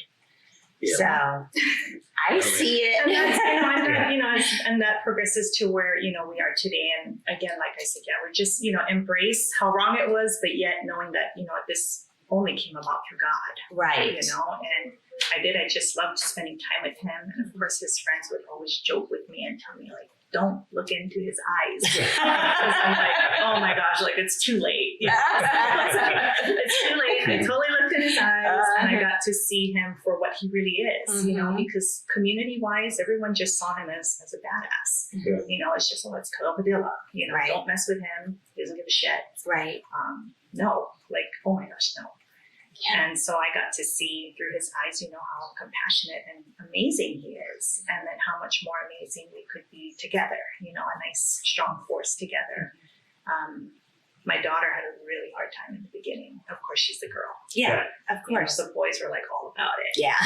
We're like, that's so cool. Right, I read all about it, and it was a hard transition. You know, again, it's like the entire community. It's like, oh my gosh, what is going on? You know, and so through that, by that time, yes, I was pregnant with Samson. But then, forwarding into 2011, we lost Samson. So that was May 2011. My divorce was finally finished at the end of the year. And we're just, you know, continuing on. We're going to be together. Like, we made that agreement, you know, we're going to be together. You know, I told him I want us to be married. Like, we're going to be intact. We're going to be a family. Like, these are all the things that I wanted. And when he had agreed to it, again, that was just another sign. Like, okay, we are going to be together, because he wasn't one woman kind of man, you know? And He just hadn't found the right one yet. I guess, yeah, that's exactly. And so, you know, again, Lord willing, thank you, Jesus. But it was tough, because again, every day I had to let go and see past all of that, because, you know, I don't want that stuff coming up throughout our entire life. You know, that's draining on any relationship. Yes. Is, you know, I needed to be reassured that this is what he wanted and this is what we're going to do. And, you know, I want our kids to be raised well. You know, our kids are not gangstas. They were not, you know, that's just not what I envisioned for life. And so we just kind of embraced it. You know, I forgave, he forgave. We both, you know, kind of embraced our differences. You know, he knew what I was going through, and it didn't matter. Like, to him was just, no, I want to be with you. Who cares what you did in the past? Who cares what they say? Like, this is what I want to do, and this is how it's going to be. And so, us losing Samson was huge. I mean, it was huge, where my ex-husband honestly felt in his heart that maybe this was a turn that could save our marriage. So he thought, like, okay, you know, maybe our marriage can be rekindled. But at that time, you know, I was like, I'm sorry, it's not. Like, I'm still going to be with Khalil. You know, and it was tough, again, for us personally. He grieved differently. I grieved differently. We actually grieved apart, which was so tough. Yeah. But we have such a good, strong support. You know, his family is super tight. My family is super tight. And we got through that, you know, aside of the many hurdles that we had to go through. We still stuck together. I was always working. Again, he still stayed working. He continued to work with Dog. And I knew at some point, just kind of the dynamics of how it all pieced together. I knew at some point Beth was going to want to bring me on board, just kind of feeling, you know, the dynamics. And sure enough, she was like, I want you to write bail for me. And I was like, oh gosh, this is kind of exactly like how I know it would play out, you know, because we always wanted to do everything together. You know, we did events together, and I was at the radio station, and, you know, we planned events, and we just always did everything together. And so I would write bail, but at the same time, I would also tell him, like, I am not going to be one that's going to stand there and like take cracks from Beth, because she's pretty brutal. And, you know, he can share his end with how he shared with Beth. Like, the only way I was going to work with them was if she, like, tells him instead of yelling at me. You know, it's just like, I'm not like that. You know, it's like, go to him and let him communicate with me. Even though throughout the entire process, like, I've never done anything wrong. You know, I've always made sure my T's were crossed, my I's were dotted. And I always covered my ass. So I never really left that door open, you know, for her to come at me on any reason. But knowing that she always had something to come at, no matter what. Personality thing. Totally. Right, yeah. And I get it. I respect that. You know, they built themselves up to where they are today. So I get it. You know, we just roll with it. So we were able to work together on a couple of episodes on set. right after that, I missed any. Was that fun? Did you enjoy that? Yeah, it's fun. It was, Mhm. exciting, but at the same time, like I was still suffering the loss of Samson, Mhm. Right. and I like wanted to have another baby. I was like, I need, I need something to be finding fulfillment. Right. How old was Samson? Oh, a day. Oh, Yeah, he had fluid in his lungs. Okay. Yeah, so even that in itself was like, oh my gosh, talk about the enemy coming to rob, to kill, steal, and destroy because of what we're trying to create together. Mhm. And then again, knowing his history, because again, this was baby number 5 for him by then, right? Trying to keep track. And again, there was a lot of opposition with us being together, lots and lots of opposition. But we were able to press through it. I remember she texted me, he's not breathing. And I was like, what the hell? And I was kind of thinking, what the hell? And then, I went up to the hospital, and sure enough, when I went in there, there was, pumping his heart. I was like, what the hell is going on? That's when I started praying, like, what, God, what is going on, And like it killed me so much inside, but like I didn't know how to show it, you know what I mean? Mhm. Mhm. And when we lost him, I was like I went on my own, but I was like crying to God, like why, and like my answer, like from my thoughts, from I guess God talking to me, right, was basically because I was like,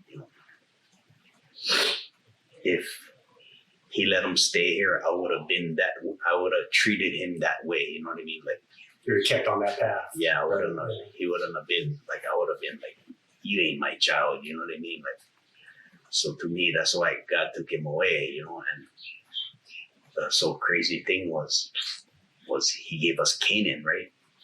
The next year, Canaan looked exactly like him. Oh, no. Oh my God, that was like so freaky, I'll show you the picture. like exactly to the T. And I was like, I couldn't deny it, you know what I mean? Mhm. Mhm. That was the peace connection. that God gave me right there, and then like with Canaan, he was born with 2 different color eyes, right? And like they would always say, one is Samson's eyes and one is Canaan, Wow. It's so rare. Yeah, it's like, it was so weird, man. But yeah, It's different lighting, but when you Still look the at same. this one, this is Samson, that's Canaan. Exactly. Alike. Crazy, huh? Yeah, that is. It's like every wrinkle. It's the same kid. Yeah. so it freaked me out. Yeah. It was like God's way Yeah. of showing me. I was like, boy, you better wake the hell up. You know what I mean? Yeah. And still, even at that time, like, I know I wanted to be with Misty, but I wasn't even really sure because the way my dad, like, he always used to tell me, and this is like, in the beginning, it's funny, whatever. I thought it was funny, but my dad, from when I was young, he used to tell me, you're not gonna have one girlfriend, you're gonna have 10. Drive them all nuts. You know what I mean?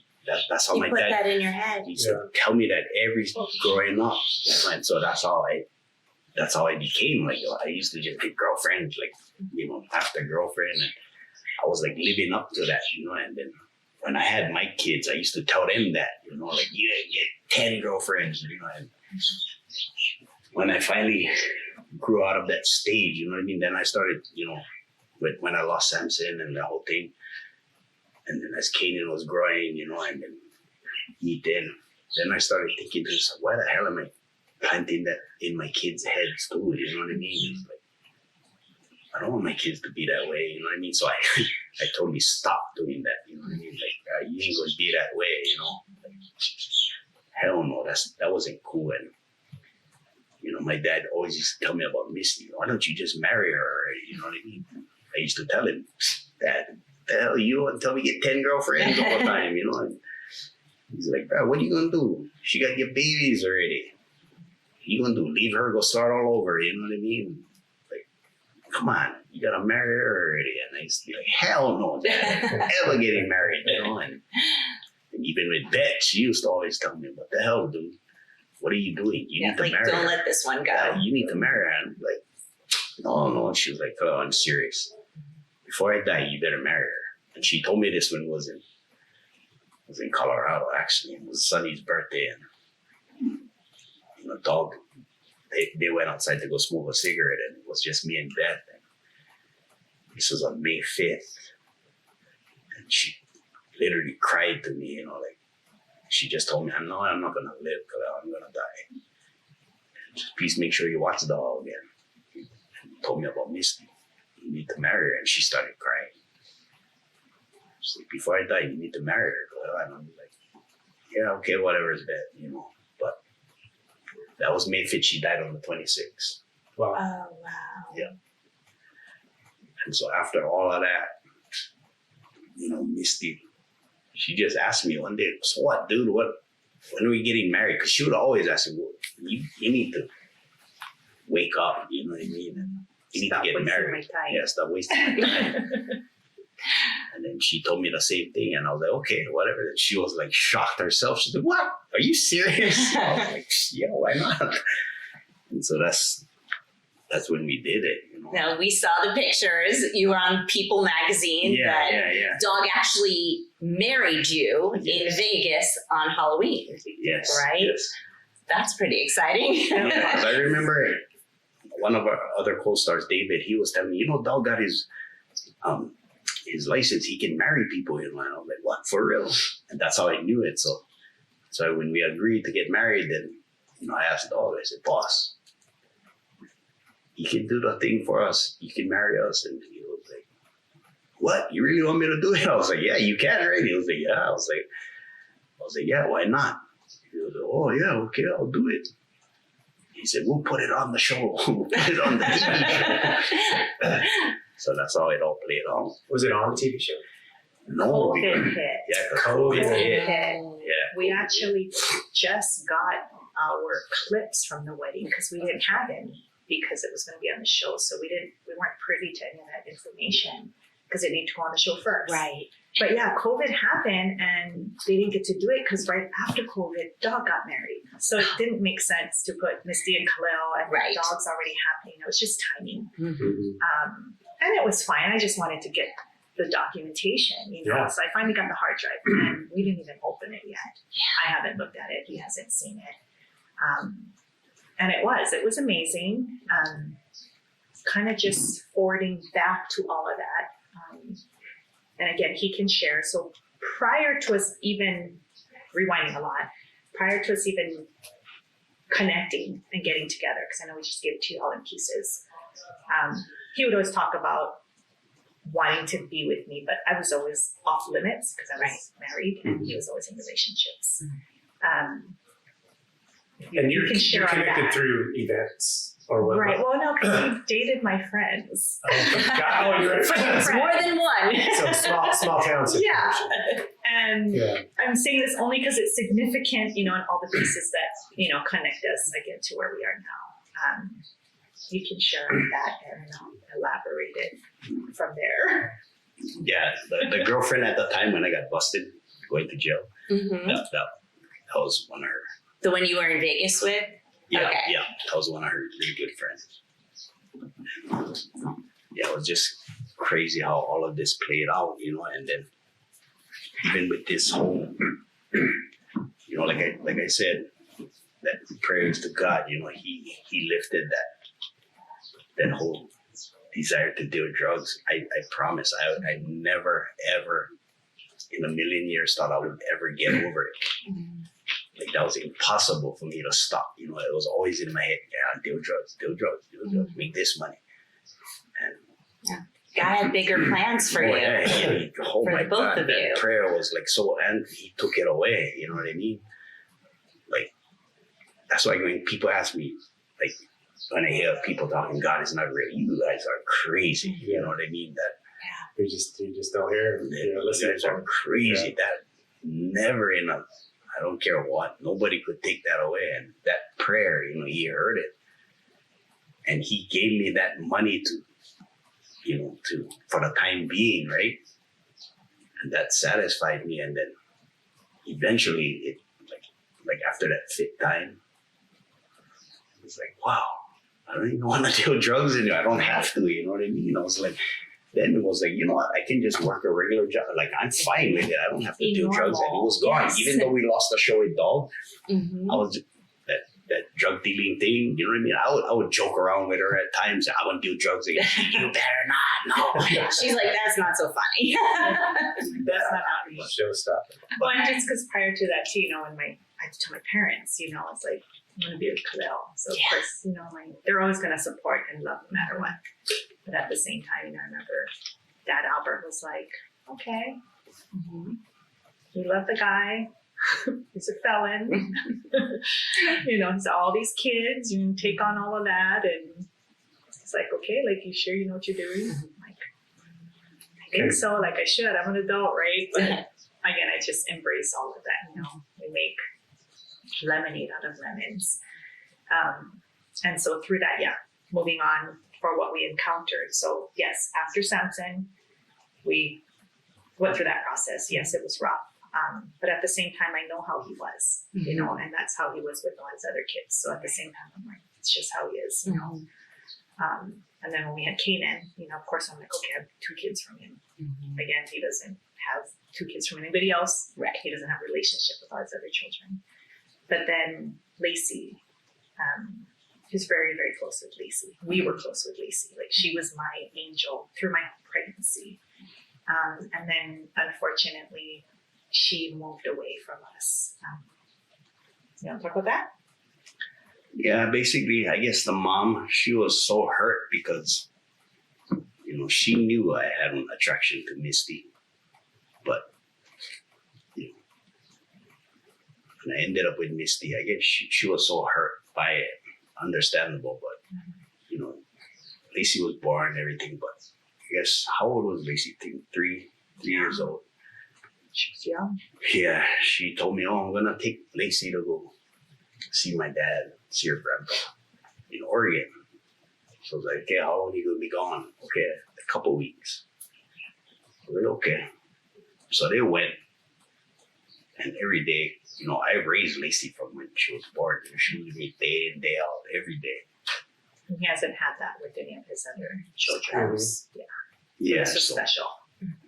the mom took her and, you know, 2 weeks went by, 3 weeks, 4 weeks. It was like when are you bringing Lacey back? You know what I mean? And it was like every time was a different excuse. And then finally it was she got a boyfriend and, you know, she moved basically. She basically ran away, took Lacey, you know, just kidnapped her basically, you know. That was the plan. Like, I don't know, man. That was like, oh, that killed me, you know, that was like the worst. And I had so much anger towards the mom, you know, but you know what? She's in a better place now and, you know, good for her. But like, Lacey is what? 14. She's going to be this year, 14 now, you know. And, like, she just came here last week. That's great that you've been able to maintain a relationship through all the miles. Yeah. We try, you know, and for me, it's important because, again, that's just how I was raised. For him, it's different. And he's working his way through it. At the same time, yeah, it's important for me. And my prayer has always been, you know what, there's going to be one day when all our kids are like going to be together. You know, we're not going to be a big, happy family, but at least there's going to be a connection, Mhm. right? Because he does have, you know, children that are out there that's not connected to the family. And to me, that's important. Yeah. And our kids, you know, Kanan and Ethan were raised so differently than his other children were. And they see, you know, they see the good, the bad, and the ugly. But at the same time, dad is their world. You know, whatever dad does, that's what they want. Dad does this, it's cool, that's what we want to be. You know, so he already has that big impact, you know, on Kanan and Ethan's lives. And of course, for my other children, for Ola and Makana, you know, they just love and adore him because he's had them since they were like 5 years old. Right. But yeah, Lacey's very close with our kids, with Kanan and Ethan. So it's important. You know, Yes. I know it's hard for him because, yeah, that was his princess, you know, and again, like I said, throughout our entire relationship, there's been so much hurt amongst us and others that are involved. But again, looking at the forefront, like he says, they're in a better place. They're very well taken care of, and we have a good relationship. It's a good outlook. And he got to connect with Lacey, still keep that connection. I'm grateful for that. She was my saving grace, and going through the whole process with Samson. I was like, oh my gosh, I miss Lacey. I need Lacey in my life. Mhm. And then, of course, now to see her as like a young woman, it's like, oh my gosh, Yes. she just kind of grew up right before our eyes, Mhm. which I know he missed out a lot on. But it's not too late. There's It still is not time too that late. he can rekindle and Yeah. connect with her. Yeah. If she knows you love her, no matter Yeah. how far That's most apart, it important. doesn't matter. If she knows that her dad is still there and you're there, it doesn't matter. She just never understood, but now she's kind of of age. I got Yeah. like I didn't want it because that's how my oldest daughter, my oldest child, Angel, she was. For her, like she grew up without a dad, and when she came into my life when she was 16, when she came here to Kona, she was really like angry. Still today she's angry. We don't have a really, really good relationship. It's because she's so much anger. But I told her, one day when you're old enough, you're gonna understand. Yeah. And I'm gonna let you know what happened. You know what I mean? It wasn't my fault. And I told her, you're gonna end up hating your mom. And when she was 18, she asked me, Dad, I wanna know what happened. Why weren't you part of my life? So I basically told her, from when you was born, like even with her, that was not my child. just being real for all of this again, No. because I know his guts through all of that by the time mines came, like I knew You in already my knew. heart that, dude, you're the No, only but guy that I with her. and he denied every single one of his No, but children. with her was like for real. It's like, I was only what, No excuses. 20, what was I 21 at the time? Yeah, very young. But what happened was I was still young. I was No working. excuses. I was fighting with my ex, my girlfriend at the time. We broke up, and I was going through heartbreak. I was like crying. I used to work for a moving company, and I was like in the office crying. And then the secretary, who's my daughter's mom, she was like, "Are you okay?" And I was like, "No." I was just like crying, and then we ended up, doing whatever. And that was like a one-time thing, And she had a boyfriend at the time. You know what I mean? So, like. After that, I left the job, and I think it was like 8 months later, I get a phone call at my house, and it was her, and she was telling me, I'm pregnant, and I was like, what?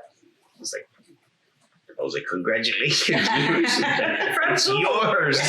And I was like, hell, I was like, no, how can that be? You know what I mean? I was like, no, I denial again, you got a boyfriend, and it's yours. I'm telling you, no, all the way. And then it's when Angel was born. She brought her to see me, and the first thing when I seen her, when her eyes open, and look at me, I was like, oh my God, that's my child. Mm-hmm. But it was like twins, you know what I mean?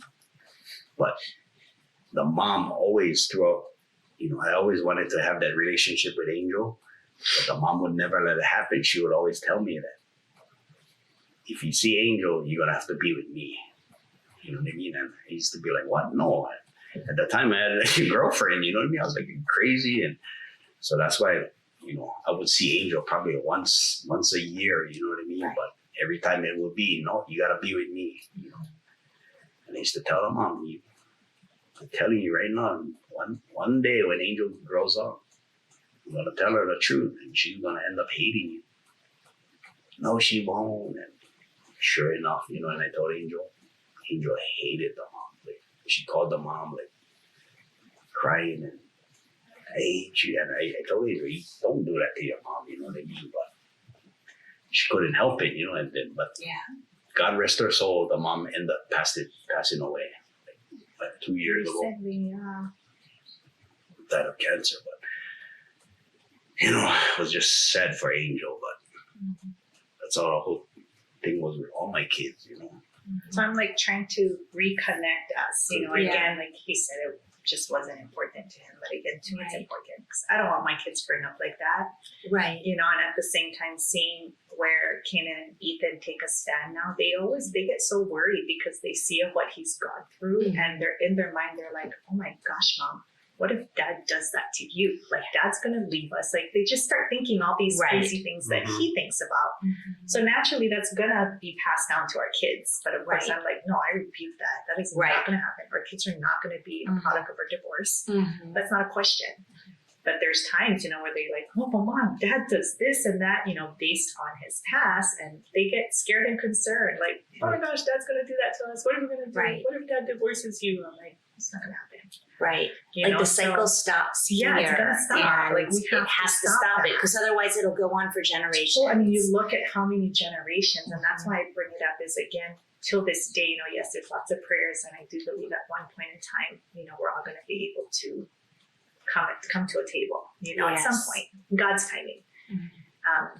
But now this also leads into Seth, who's also another, it's another pivotal moment for him in his life that he can share. Because we kind of just jump ship to the wedding. But again, these are all significant moments that's going to lead to where we are today. And as he shared, Seth was 2 weeks after Noah, Mm-hmm. and he does not have a relationship with him. But that's for his story to share. Not for Yeah, me I to don't. share. I don't have a relationship. I wish I did. I mean, I knew him. I met him on a lot of occasions. But the thing was, his mom she was basically married at the time too, and he was like the husband. He was like one of my really, really good friends. And how that whole situation happened was he came up to the Big Island. I guess he lost his mind. He ended up suffering from he was like a schizophrenia, bipolar. Mm-hmm. Started going on medication. But the thing was like he was younger than me. I knew who he was because his oldest brother was married to my auntie, my dad's sister. So I knew of the family, and they were a really tough family for my mom too. So they were all fighters too. But he was always the youngest child. But with him, when he came up here, he took a liking to me when I got to really, because I never met him before. I just knew he was the younger brother, but because he got into the mixed martial arts fighting, so he came up here and he wanted to meet me, and so we started hanging out and we hit it off. We became like best of friends, And the thing was he was always attracted to my sisters. So he would always tell me, I want to be with your sister. And he used to tell me, bro, you married, you know what I mean? But I never knew who his wife was. I'd never seen her in my life. And, one day he brought her up here. No, you can have my wife. Give me a sister. You can take my wife. And I used to be like, and he used to tell both of them. He used to like three-way call us. And, he used to tell the wife, I'm going to go with his sister and you go with him, and I used to tell him, bro, why would you be saying stuff like that? You know what I mean? Like, you don't tell people that, And I cannot blame that, but you know what I mean? That's how the whole thing happened. You know what I mean? He kept putting that in the head, just kept speaking it every day. Come on, you're gonna be with my wife. And I said, bro, that shit is gonna happen. I'm telling you, you're gonna let that happen. Yes, I probably, and then it happened, and she got pregnant, and and she hid the pregnancy for like 8 months. Wow. And the thing was because he tied and stuff, so he couldn't have kids, basically, right? Yeah. So when he finally figured it, I guess he seen her like 8 months later when, the hell, you're pregnant, and then that's when everything came out. And we had Seth and stuff, and just like one bad time in my life, because I was going through the whole thing with the prison thing, you know what I mean? And for him, with the dad, he asked me, he just basically said, I know it's your son, but I wouldn't raise him, you know what I mean? And just please, just stay out of it. So I agreed. And so that's why I never had, but today Seth is, 19, gonna be 20. And he knows about me because, he's friends with one of my nieces, really good friends. And so my niece, she tells me, like, he always asks about you. And, he's just nervous. He wants to meet you and stuff. But he's just kind of nervous, yeah. How do you feel about that? Again, this is answer to prayer. I love family. It's so important to me. And of course, he'll give me grief here and there, like, stop trying to make us be a happy family. And it's not that I'm trying to make us be a happy family. It's just full circle. I believe there's a purpose and a place and a time for everything. And before we got married, we lost so many family members. It was just like one after another, and it's still continuing. It's like every week, there's always someone so close and dear to us passing. So of course, my whole dream and vision, if it aligns with God's if it aligns with God's purpose, is for everyone to come full circle. And that just closure. Before any more health ailments, take upon any of us, before anyone else passes away in the family. It's like, God forbid if something is left without closure. Yeah. And to me, that's why I feel it's important, for him as well, because I believe all of these things are all triggers of what he is today, and how all these walls are up. Yeah. But again, I'm the only one that was able to see him, again, through these dark moments, and embrace it. What other woman is going to stick around and deal with all of it? As I embrace it. And so again, it's just probably one of my superpowers. So I long for that day that our kids are able to come together. It'd be so nice for them as siblings to get to know each other and to learn about each other. Right. And really see what he is, because, now I'm so blessed that he has a great relationship with Noah. Noah was the one that he talked about previously, but before that, there just wasn't a tight relationship because he was away, our dad was in other relationships. So it was just not a connection, and so Canaan and Ethan, and of course my 3 older children, they get to see the best of him. Yeah. Where all his other children, they have no idea. Yeah. It's people just have this impression of who he is and what he is. So to me, that's why it's important, is because I'm like, oh my gosh, you guys really need to get to know who he is, why he is the way he is, and I just don't think he was ever given that chance to be that, because again, he chose to be in multiple relationships all at these different crazy times. Again, I don't know, based out of fear or whatever it is, that's just what I desire. So I'm grateful, I look forward to that, providing that, parents and everyone is good. That's the only way it's going to work. I totally see the joy. I'm always being positive though. Yeah. He'll like to look at things negatively. I'll look at the positive. So again, we just try to find balance. It's a good match with you guys. That's what I guess they say, it's like oil and vinegar, right? Gotta have balance. Yeah. Those are important connections too. It's so important. Very important. So important. So, from one to the other. And again, that's why when Samson was born and what I experienced with him, because I knew how he was with all the others, it totally hurt inside. Yeah. But deep down inside, there was no question. And that's why I'm like, you know what? Rock on with your bad self. You're going to think what you think. I know, God knows, and that's all that matters. I mean, he looks just like you. Right. But again, I was still married, at the same time. And he did that to all his other children. So it didn't, it wasn't as piercing. Right, yeah. But wasn't a surprise. Yeah, it wasn't a surprise. Right. It definitely hurt. And yes, we did talk about, those moments, when we've had our intimate discussions, about Samson.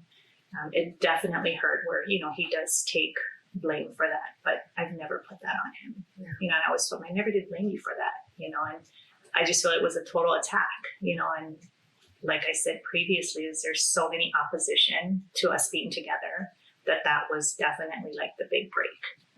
Was like, oh my gosh, okay, yeah, you like took our kid, but we still remained together. Right. And it was so tough. It really was tough. But again, God used me as a vessel to help others restore. Because after that, so many of our friends started losing their babies. Right. And my superpower, like I said, I'm strong and patient, but yet, I do hurt normally, but I can handle it with grace. Mm-hmm. And so we ended up forming our nonprofit, kind of like as a ministry, but that nonprofit was really based on health and wellness. But through that, there's just so many families that reaches out to us, because they lost, and we feel we've been through the pain. Unfortunately, we grieved separately, but at the same time, like I said, God knows. Right. And my cry to God was always like, oh my gosh, even though he said he wasn't ready, for Samson, I was like, I still wanted him, Right. but it just wasn't a part of God's plan. Mm-hmm. But when the kids, hear their story, Kanan and Ethan, they hurt, and then Kanan will say Right. stuff like, oh my gosh, Mom, Dad didn't want Samson, is that why he passed? And, they start to hurt through that. So I'm like, you know what, just pray for your dad. That's all Right. we can do is just, Dad's hurt, however Dad is processing. It's not that Dad didn't love him. It's just, it was one of those points in life that you're like, what the path, Right. There's so much going on, but I'm like, that's not why he passed. God No. doesn't take that away No. from us. Like, that's straight up enemy. Mm-hmm. God gives us life. The enemy comes and kills and steals and destroys. Yeah. So just trying to get them to understand that, because they get confused, Right. and then seeing the relationship that he has or does not have with his other children. I just keep telling you guys are so lucky. Like, you guys get to see the best of Dad, Right. and we just pray that all of these other relationships can, heal and mend itself now that everyone's growing and we're Right. growing. Well, that's it. You don't stop growing. You can't. So, who you were 25 years ago clearly is not the same person you are today. Right. And Yeah. there are so many things that happen in both of your lives to get you to where you are. Right. And now, like you said, you have got the nonprofit foundation where you help others. Totally. You have a boxing gym that, we got to witness these amazing kids running around, having the time of their lives, practicing self-defense, and they are, doing what they love under your roof. And that must feel so good. It does. It's, spiritually to me, it is. It's just God's answered prayer through all of this. Again, every single thing was so pivotal in us continuing to remain together, till Right. this day. And I know he can attest to it as well, as once we got married, that's when all the blessings started to come, and it doesn't Mhm. end there. We're always going to have our hurdles. But prior to our relationship, I told him, like, 3 years, dude, we need to be married. Like, Mhm. that's just, yes, I know I just got my divorce, but at the same time, like, I know God blesses marriages wholeheartedly, and it's us as humans that mess it up. God doesn't mess it up. And so he can attest to that. Why are you laughing? No, it's funny because, even though I was working with dog, whatever, making money, but not the kind of money that I wanted to make, right? It was good money, but still, I knew more could be made, right? I just didn't know how it was going to be made. So, working with dog, basically, how through my younger years, from 2000 all the way to, basically 2019, 2020, basically. When did the pandemic start? Like 2020? 2020. 2020, yeah. Mm-hmm. So I was always working in a nightclub as a bouncer, right? All those years, went to prison those 3 years, came out, continued working, being a bouncer. And I never knew security. Who would have ever thought security would have been a, profitable thing? Never thinking anything like that.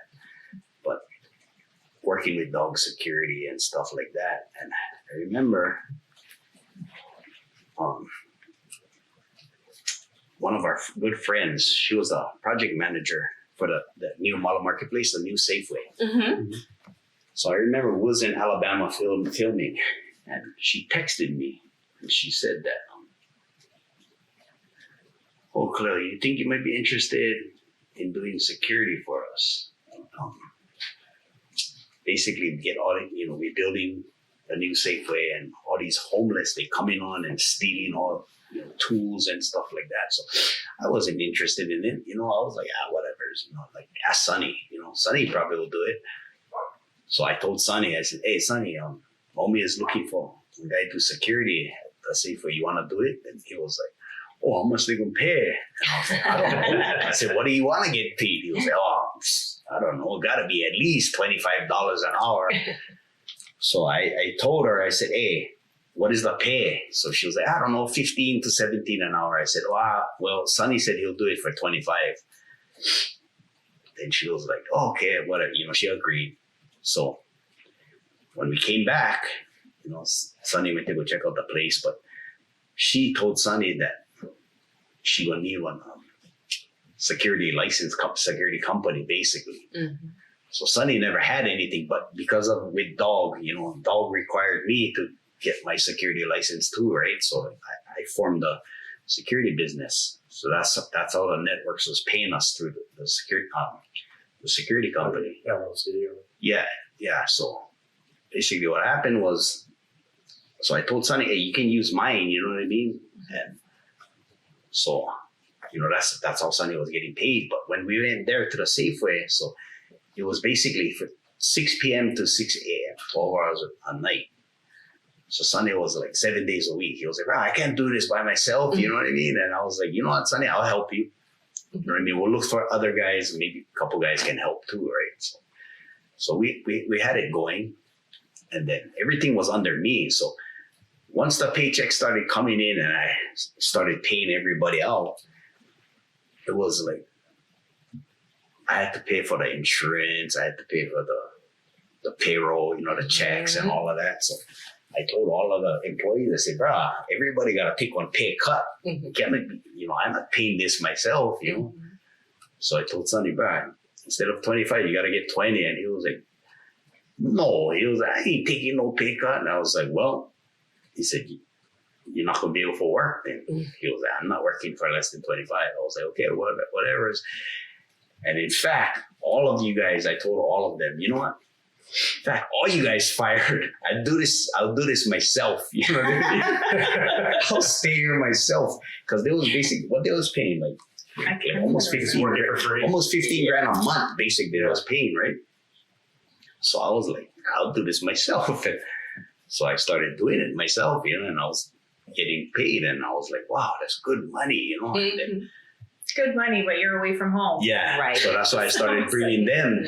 They started coming to the job, sleeping with me there. You know what I mean? They would I need to sleep with Dad. You had a trailer or no, it was right in the truck or right in the car. For like 2 years straight. Did you hear what she said? Camping under the I stars. know. Basically. It sounds so romantic.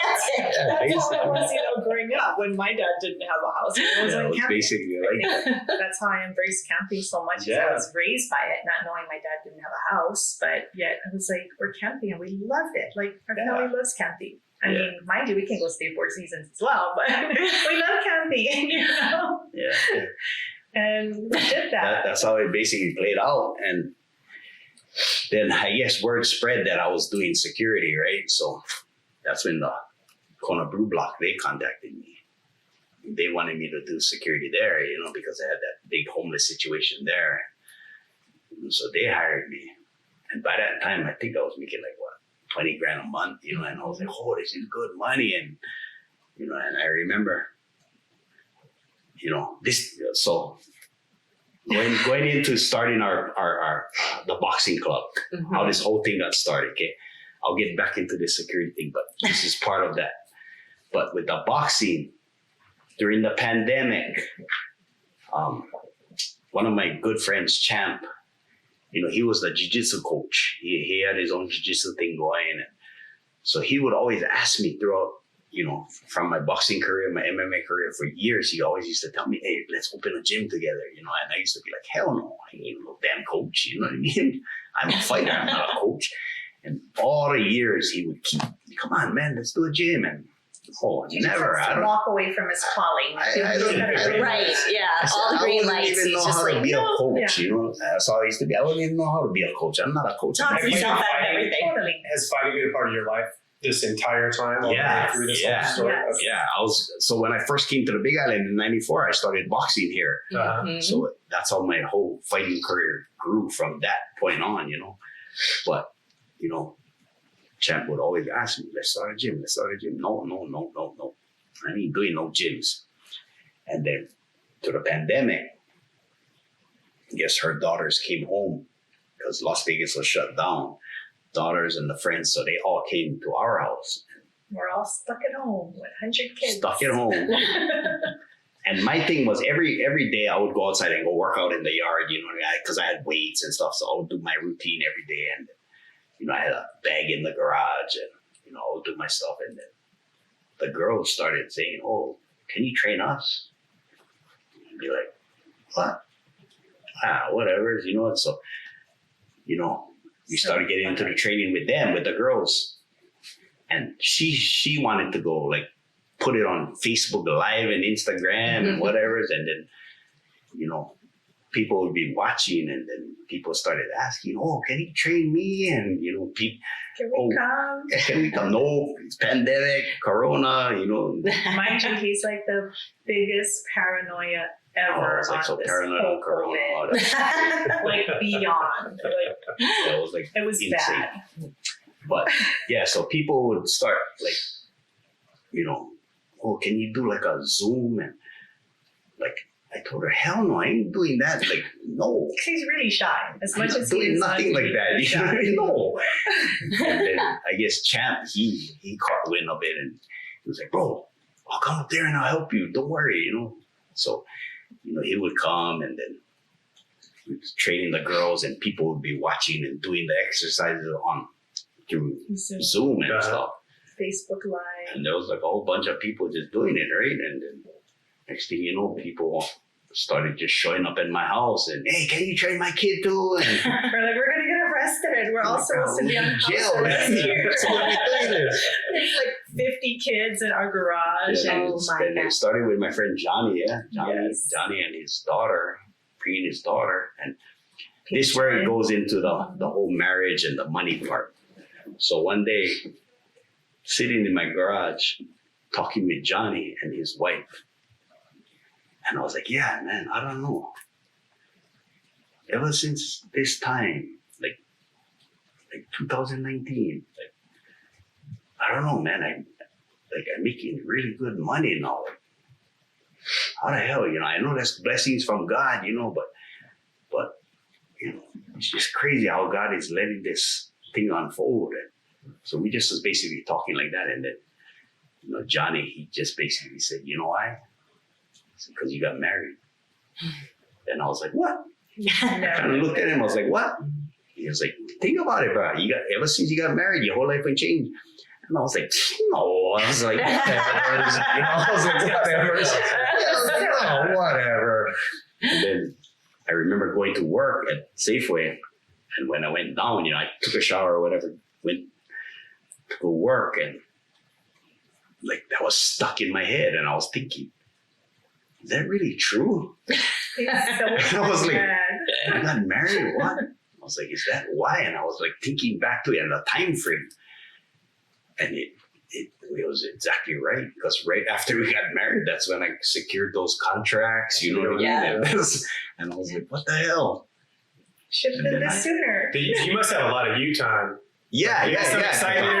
Because I was always by myself. So So I always had a lot of, I always just sit there and think, and so I was thinking of Telling him what you're not Johnny. in jail anymore. You can get out. You're not in jail anymore because he was so used to functioning by himself, Right. and just being, nothing else revolves around him. Right. There's no concept of time because it's just, him. Right. Yeah, no, it was crazy because it was 6 hours that I was just mind boggled. I called Johnny that night. I was like, bro, you're right. It was. I was like, I told you. It is. But think about it. And I was like, what the hell? I was like, God, was it that so easy? Was that the answer? I should have got married a long time ago. You know what I mean? I was like, wow. I should have got married a long time ago. Yeah, you can always think a lot of your problems were because you weren't married. Yeah, exactly. That's what it was. And I was like, what? God, was it that easy? And Why then- didn't you tell me that earlier? Yeah, no. Because it wasn't right timing. It was Yeah, not I was the like, right wow. person ever. So that's why I was like, you know what, God, I'm just leaving everything in your hands already. You know what I mean? Whatever happens, happens. You know what I mean? And that's how my whole attitude changed towards everything. You know what I mean? Because I was like, okay, well, you know, and Misty always used to tell me this, you know, you better pray, you better pray. Ask God first, you know, and I used to be like, whatever, you know, like, But then as it starts unfolding, you know, everything of how my life is going, it's like, the hell, man, that is God, you know what I mean? Mhm. Because it's like so amazing. Like even with the boxing club, you know, like how that started. Like, you know, next thing you know, we had 26 kids at my house, you know, and it's like, gosh. what the heck?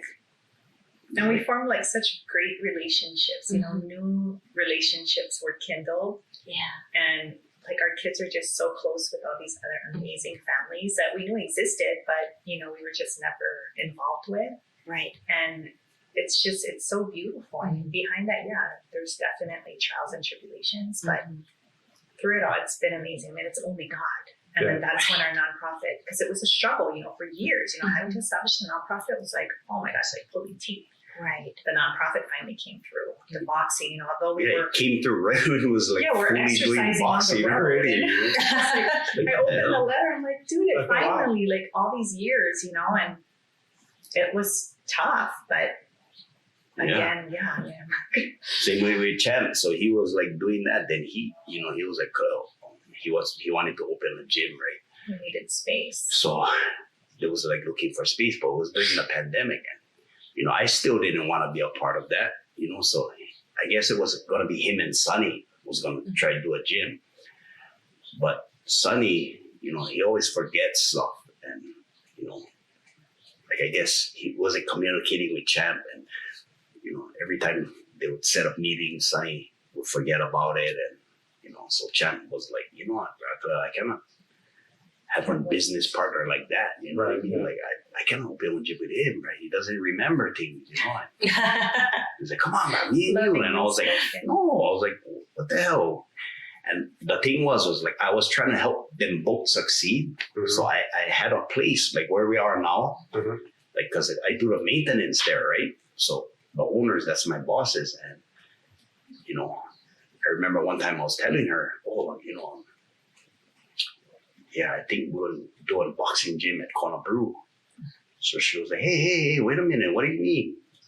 You don't want to do it here? And I was like, what? I was like, you know, we got on space already. And she was like, no, don't sign no leases, you know, and, you know, let me talk to Gary about her husband. And we think we would want to do it here, you know, and so I was like, okay, I'll let my friends know, Champ and Sonny, you know, and so I told them, but Sonny couldn't, you know, remember. So Champ was like, bro, I ain't gonna do that with Sonny. I'll do it with you. But I was like, no, I'm not gonna commit to that. You know what I mean? And then as the boxing started just going full force, and I was like, you know what? I'll do it. You know what I mean? So It was like Pray you didn't about have it. a choice. Why It didn't was you just wanna do like, that? I don't know. I just didn't want to take that responsibility. You know what I mean? That wasn't in my plans. You know what I mean? But then next thing you know, like my landlord, she told me basically, you know what, Khalil, we'll give you the rent free. Like Gary wants to see if you can succeed in this. He wants to give you a chance, not just dive head first and not knowing what's going to happen, because it was during the pandemic, you know what I mean? So Gary has agreed to let you guys go, you know, try it for 6 wow, months. what a gift. I don't know if we can put that publicly out there. Right. Okay. I don't know. You can put it. That's going to be a blessing to her and Gary. You know what I mean? Yes, it was a blessing because there's Wow. no way we could have done it. That is- I mean, Yeah. that was total act of God, and we would not have been able to pull that through because everywhere is so expensive. And coming out of the Yeah. pandemic where everyone's not working, Right. fortunately, he and I were very busy and productive during the pandemic. Again, glory to God. While everyone was losing their jobs, he was the busiest ever. Mhm. Real estate for me was doing so well. Mhm. And again, it was just totally God. Like, there's Yeah. no way. Yeah. everything during everything is God. That's what I said. Yeah. And then just Crazy. people come into your lives like Right. Gary that, just Like you don't know that. why they're in your life. And Right. then all of a sudden they give you a gift like that to get you Right. started. It's Right. No, it was beautiful. And even, I reflect back to when we first were going in as we got all our families together and the kids wanted to go and write scriptures on the wall. And I have pictures of that all documented. It was a big gym that we have and they all went in and everyone just wrote on every wall. We just wrote everyone's scriptures and goals and it was just so beautiful. And that's always a reminder. We'll never forget that is Johnny, as he talked about previously, and his wife is one of my best friends, Tanji. Every time in any thought of quitting or tapping out from doing this, Tanji always reminds him, hello, wake up. Remember all the scriptures we wrote on the wall. Like, there is no question, right. Yeah. and we need those reminders because it's tough, Yeah. and there's times where he's drained, I'm drained, but again, just remembering the purpose. And I know if God took us to it, he's going to get us through it. And that was definitely an act of God. So more so I'm like, we can't. There's times where he's like, nope, done. We're done. Yeah. Like, And many times I said, yeah, quit the hell with this gym already. Here we go again. But I finally accepted it. But, I know it's from the Lord, because even when we had it up and running, started it, we had we had like 5,000 members, or something. Thousands Wow. of members. But again, everyone was just so hungry because Right. we're coming through the pandemic. They wouldn't sports all was come at canceled. one time, but it was like thousands, Our registered. membership just grew, and we did. We thrived for the first 2 years, and then once the world started opening, then you've got football, soccer, Right. There are Then other the options are all options fading and- off. Kids were pretty much forced to box, but it brought so much purpose and intention through it. We have families that children that have been abused, sexually abused, that need an outlet to come through. Husbands and wives, so many broken families. Yeah. Oh my gosh, we can't close this. Like, hello, these are people that it's like they come to church. Yes. They find the gym to be a safe haven and a refuge. So that's what I always have to remind. I don't know if people realize the love in the fight culture. Oh, yeah. Right. Yes. It's Right. It is. huge. Yeah, It is. more so than It's anything huge. I've ever been involved in. Yeah, it is really.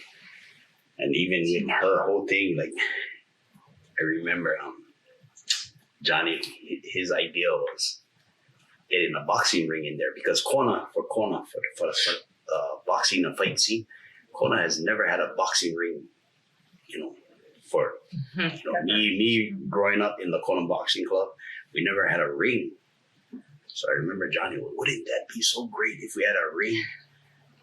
Johnny And I was like, what? I was like, where the hell are we going to that ring? How much that ring cost? Oh, like 10 grand. So I was like, how the hell we get 10 grand? So Misty was like, I'm gonna Sell put a it. Facebook Right, thing. right. I'm That's gonna what they look for got. sponsors. And I was like, yeah, whatever. It's fine. She did it. She went on Facebook and the next morning she was like, we got the money. I was like, Wow. what? Just What do like you that. mean? And I was Wow. like, we got the money. Like, Another she side. got like almost 20 grand. Yeah. I had to break it down. I'm like, you know what? That's just like $20,000 sponsors and businesses. And, I just reached out to our close friends. Hey, you guys want to be a sponsor? We're getting a ring. We're going to put your logo around. And just kind of, the marketing kicked in. And yeah, sure enough, we had like 20 and then a few scaled back, but we were still able to get, in fact, the ring was actually donated to us. So we were able to use the monies raised and implement it, elsewhere throughout the gym. Oh, that's Which so was nice. amazing. I mean, Yeah. it came with a lot of blood, sweat, and tears, but Mhm. we got a ring, It's that they amazing. put together. Yeah, that was crazy how that whole ring thing played out because I was like, how the hell? But she told me we got the money. I was like, what? Then in my head, I was like, you know what? Okay. I'm tired of fighting this is you, all God. you got. I mean, whatever. So you do what you gotta do. I you get know? it. You're stronger than Like, me. I this is can't all God. surrender. Save me, whatever. So that's why I always said, even though I get tough times where close the gym, then I think back, what? God gave you this opportunity. Right. Why are you gonna close it? Right. God gave you all this, these job opportunities with the security, all these contracts, and you're literally making more than enough money. So why can't you just, even though now we gotta pay, right? And we're not making the money gym through does not membership. make money. Yeah, it does not make money through membership to keep the gym open. So it's like, because God gave me all these contracts and He's continuing to giving me more contracts, it's like more and more money. It's like, why the hell I can't just pay out of my own pocket? You know what I mean? And basically, that's what I'm doing is I'm doing it for the kids, you know, because like, how can I look at my boys, especially, you know what I mean, like, and say, no, you guys can't box anymore, because they're like so into it now, you know. Yeah, they're so happy. Yeah, so I'm Totally. like, Yeah. I'm like, whatever, I'll just pay whatever it is, you know. And Just we to need a keep it grant open. writer. Yeah. Put that out there too. We need a grant writer that can assist, because we know it's there. It's just, again, we're spinning so many plates just to keep, Right. you know, just to keep what we have on the table going. But, Right. you know, in time we're making it work, or if we can have all the right people in the right place at the right time. Yeah. You know, is you know, just instilling, you know, rebuilding all these families in shaky times, you know, and then of course reaching out and ministering to those that have also lost, you know, young ones like we did. Mhm. There's just so many, you know, that comes through with it. And then of course when people start to hear his story, Mm-hmm. oh my gosh, you know, Right. you can help me. And it's like, I feel like sometimes, you know, we're in the pastor role Yeah. where we have to just, you know, listen, Right. pray, you know, with others, offer encouragement. But of course, through all of this, you know, with being busy and productive and getting all this work, you know, that's why I'm always, you know, reminding him that the enemy also comes in those territories too, is, you know, robbing of time, you know, creating wedges. Yeah, you're busy. Okay, that's time away from home, from your wife, Right. from your kids. You know, then what happens? Right. It's like, yeah, you can have all of this, but if we're not taking care of the home front, you know, what good is all of this? Right. That's So Right. that's always, you know, that's so important to me. Again, I don't want to get another divorce. you Right. know? Like that's totally not in the picture. But these are all the things that are so instrumental that we have to keep in our forefront in Yeah. order to move together Yes. to get to the next level. Well, we're firm believers that there's 5 pillars. You have faith, you have your health, then you have family, and then your business and finances come last. You know, they're very important, but if you don't have those first 3 things in place, then you can't have the last 2. So, you know, faith has to stay strong. Number 1, your health, because you can't do anything if you don't have your health. And then your family, your relationships, your community is number 3. And the other 2 will fall into place. And I think that if your mission is strong enough and it's to help others, you can't fail. You won't fail. You won't, It's not you an option. know? And, you know, you might have to take a step back, but if you're learning something from that step back and you move forward, you keep moving forward, then there's no failures. And like, That's all our hard times are. Hard times are bringing to surface your weakness and things you need to work on. Right. That's it. Right. Right. Yeah. Just gotta Yeah. fix it. Break through it. Yeah. and you guys have It's had, next, right? yeah, and you guys have had a lot of challenges through your lives and then together, but every time you've grown Overcame from it. it, right? You not just overcame it, you thrived from that previous challenge that you had. So Yep. kudos to you guys. Okay, I just have 2 questions. So what do you tell your kids now as far as relationships go? I'm sure it's not go date as many women as you can. What does that advice look like now? You go first. Right now with my younger kids, it's like, don't do it. Not right now.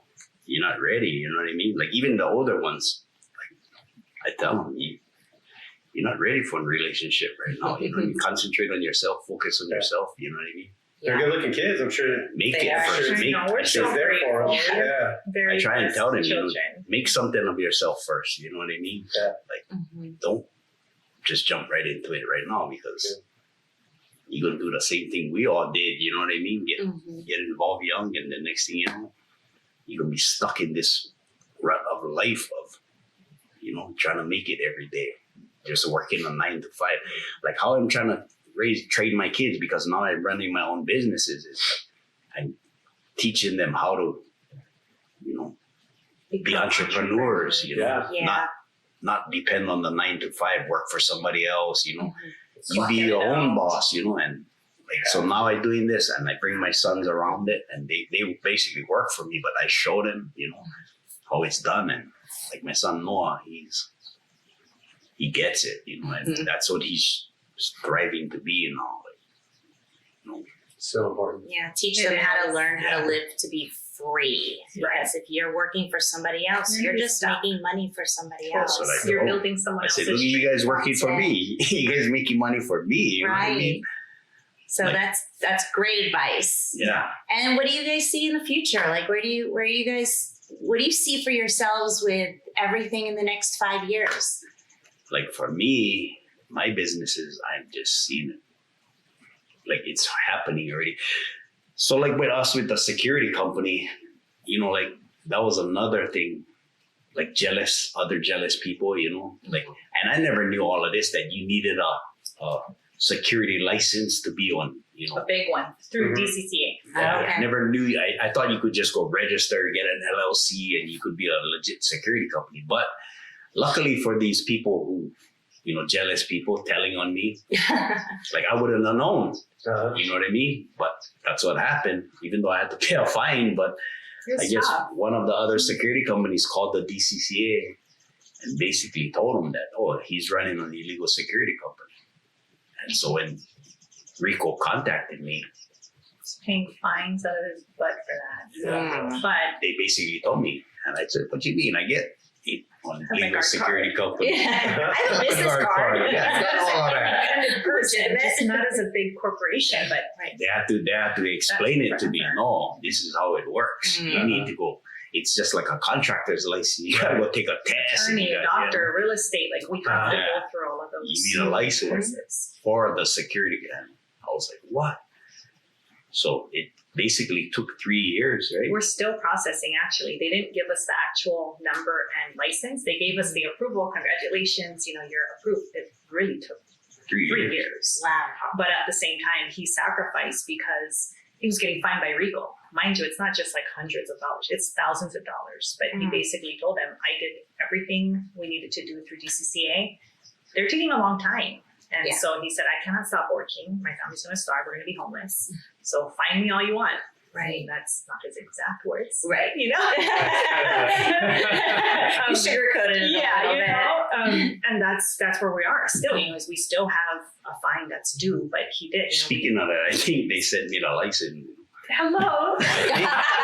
I just checked the mail today, and it seemed that we have a mail Alright. coming in Thank today. you, Jesus. I'm gonna pray for I that. think that's what it is. But yeah, it did. It took a long time to process that. Again, Lord willing, super grateful because we needed that. Yeah. Through all of that discovery, he also found out that there's other companies that don't have it. So at the same time, we know there's such a need, especially in our community with what we're going through now. So more so, I'm like, okay, great. Does that mean you're like gonna not be home all day every day now because there's only one of you and you can't train others to be like you? Again, that's also part of my prayer.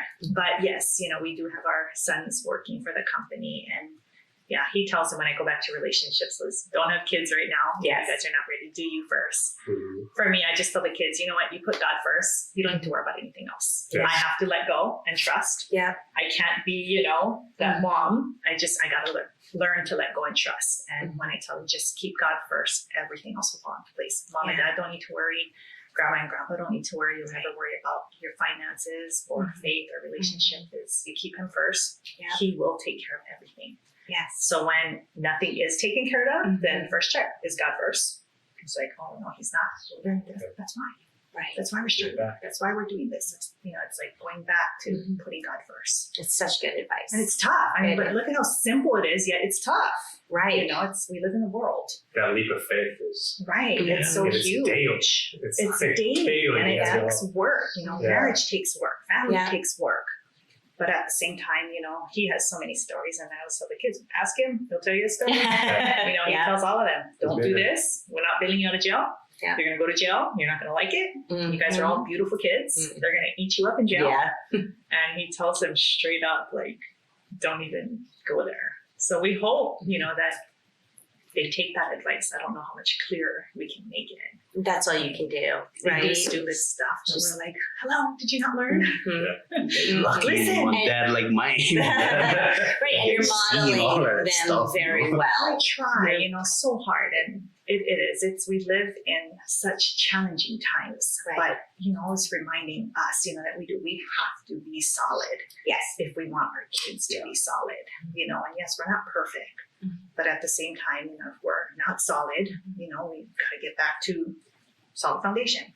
Right. Because if we try to build on a rocky foundation, we're just going to crumble. Right. And it's good for them to see that you're not perfect. Right. Right. Because nobody's perfect. Nobody. Right. And yet, yes, I like things to be perfect, but yet it's not, Right. and it is what it is. We embrace, everything that we have. If not, we wouldn't be together if there was no grace in all of that, Yeah. More kids? No. I had to ask. I know, so many, no, so let me share with you. No. We're both like, no. Before we'd be like, yes, please, can we have just one more? But no, that's my other superpower is, God definitely designed me to be pregnant and bear children. Mhm. I have supernatural childbirth. I love the entire process, and I pray that our kids can experience the same. There's a lot of women out there right now hating you for saying that. I really do. I embrace it. It took me a while to accept it because I'm like, no, why? Why can you not do that? Right. And when I see others struggle and go through that, I'm like, oh my gosh, I am totally meant to have kids. Yeah. And even friends till this day, always, oh my gosh, you're in Colombia to have another kid. You guys gotta have a girl. I'm like, no, we're done. For one, we're gracefully aging. Yeah. But at the same time, yes, finances, but then think about, we serve a big God. Of course, all things are possible. It's not in the plan to have any, and we like to borrow everyone's babies now. Well, I do because I get my fix. But yeah, every single week, before it was every day, people would always ask. Yeah. But even now when we do, I do those crazy games on Facebook, when you of what the future holds. Yeah. Every time I play those dumb games, it's always, you're going to be pregnant, you're going to have triplets, you're going to have Oh, kids. gosh, can you imagine And I'm like, triplets? this is so bizarre. So it became a joke on Facebook. Every time people would always chime in, oh yeah, Misty and Chloe, you're going to have one more kid. We're finally in agreement. No. No. We're going to travel. We want to travel. We want to live our best life and, comfortably, not having to struggle or worry, I mean, it's tough, but I think we've done well so far. We can only learn and grow to be bigger and better. But yeah, for future, I want to see us have a little more flexibility with time. Yeah. Because we do so much. Yeah. I feel like I'm still working 24/7. I don't sleep. I did my 10X health assessment and they said I lack sleep. So of course, everyone on the team was like, we could have told you that. Yeah. I didn't need to pay a lot of money for a test. Right. And so I'm learning that, but at the same time, I want time because I think that's what I see a lot of people lack of is, they don't travel because they don't have time or money. Where And we you like to can't do get that. time back. We can't get time back. Yeah. We can't. And I want to be able to, enjoy our latter years. As I see so many in our family, they're miserable or unhealthy or broke, where I'm like, oh my gosh, dude, I don't want that to be us. We like to go to Vegas all the time. So when we see all the older couples, I'm like, brah, don't make me push you on a wheelchair. With oxygen. Exactly. I'm like, God forbid. But, we do. We joke about stuff like that. And we're like, oh my gosh, that's going to be us in decades to come. Right? We just laugh. But I'm like, no, we want to travel. And just be able to live and see our younger children, get through. We still have young kids. Life experiences. We're trying to keep up. Yeah. Thankfully, our kids are not, we're not in the phase for grandchildren. Yeah. So we embrace that because our kids are still young. But he tells them straight up too, don't bring me your kid. I tell them all He tells them that all the time. Kids, I'm gone. See you, bye. Las Vegas, here I come. Everyone see me. Don't do it. Don't do it. He tells them that all the time. And, when that time comes, we'll see. But yeah, that's definitely not anytime soon. But yeah, I want to be present. Yeah. We just lost so many people that are young. Right. And you just never know. We never know. You don't know. You never know. So we just try to live each day. That's what I full. tell everybody now, tomorrow is not promised. It is. Yeah. Live your life, enjoy your life, Like all my workers, that's what I tell them. Like everybody's seeing me doing that now, you know what I mean? Just going, because everybody, you just go, you just do whatever you like. I'm It's crazy. well, you know what? That's what you gotta do. Like they didn't tell her, like, you know, at times, let's go, we're going. Where are we going? We're going to Vegas. What do you mean we don't have, just don't worry about it. Yeah, I'll grumble like, we need time. Hello. And You then know, he because we're so gives that to busy. you. Then he's like, okay, let's go. I'm like, wait, what? Like, Yeah. no, he's like, what do you mean? Stop grumbling then, you know? But I'm like, no, we have kids and work and clients, which again, we manage our time, you Right. know, and our schedules. Fortunately, we have that flexibility. But I'm such a planner. Mhm. I've definitely learned to embrace not planning, but Have at to. the same time, I'm trying to get him to have structure. Mhm. So it's like, again, trying to Yeah, find I'm just- balance. He lives for the Oh. moment. I just go, yeah, YOLO. Yeah. That's what it is, That's the YOLO. best things happen to us when we Yeah. just go into places. YOLO, plan. right? We just- Yeah.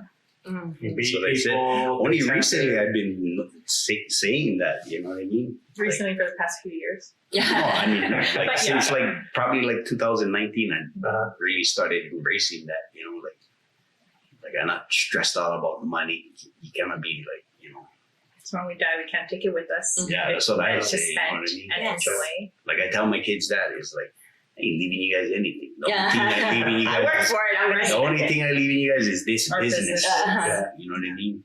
So Which that's is why a I try lot. raising We them didn't to have It's huge. that. Or the We have to build mindset. it. yeah. Of Mhm. a person that has a business. Yeah. I have loved talking to you guys. Like this, your story Right. is truly amazing, inspiring, and it just shows that it doesn't matter, you know, how you were raised, how you're brought up, and it's never too late to start a new Exactly. life. And totally. So what I say now, it's like just go. You know what I mean? You don't know, just do it.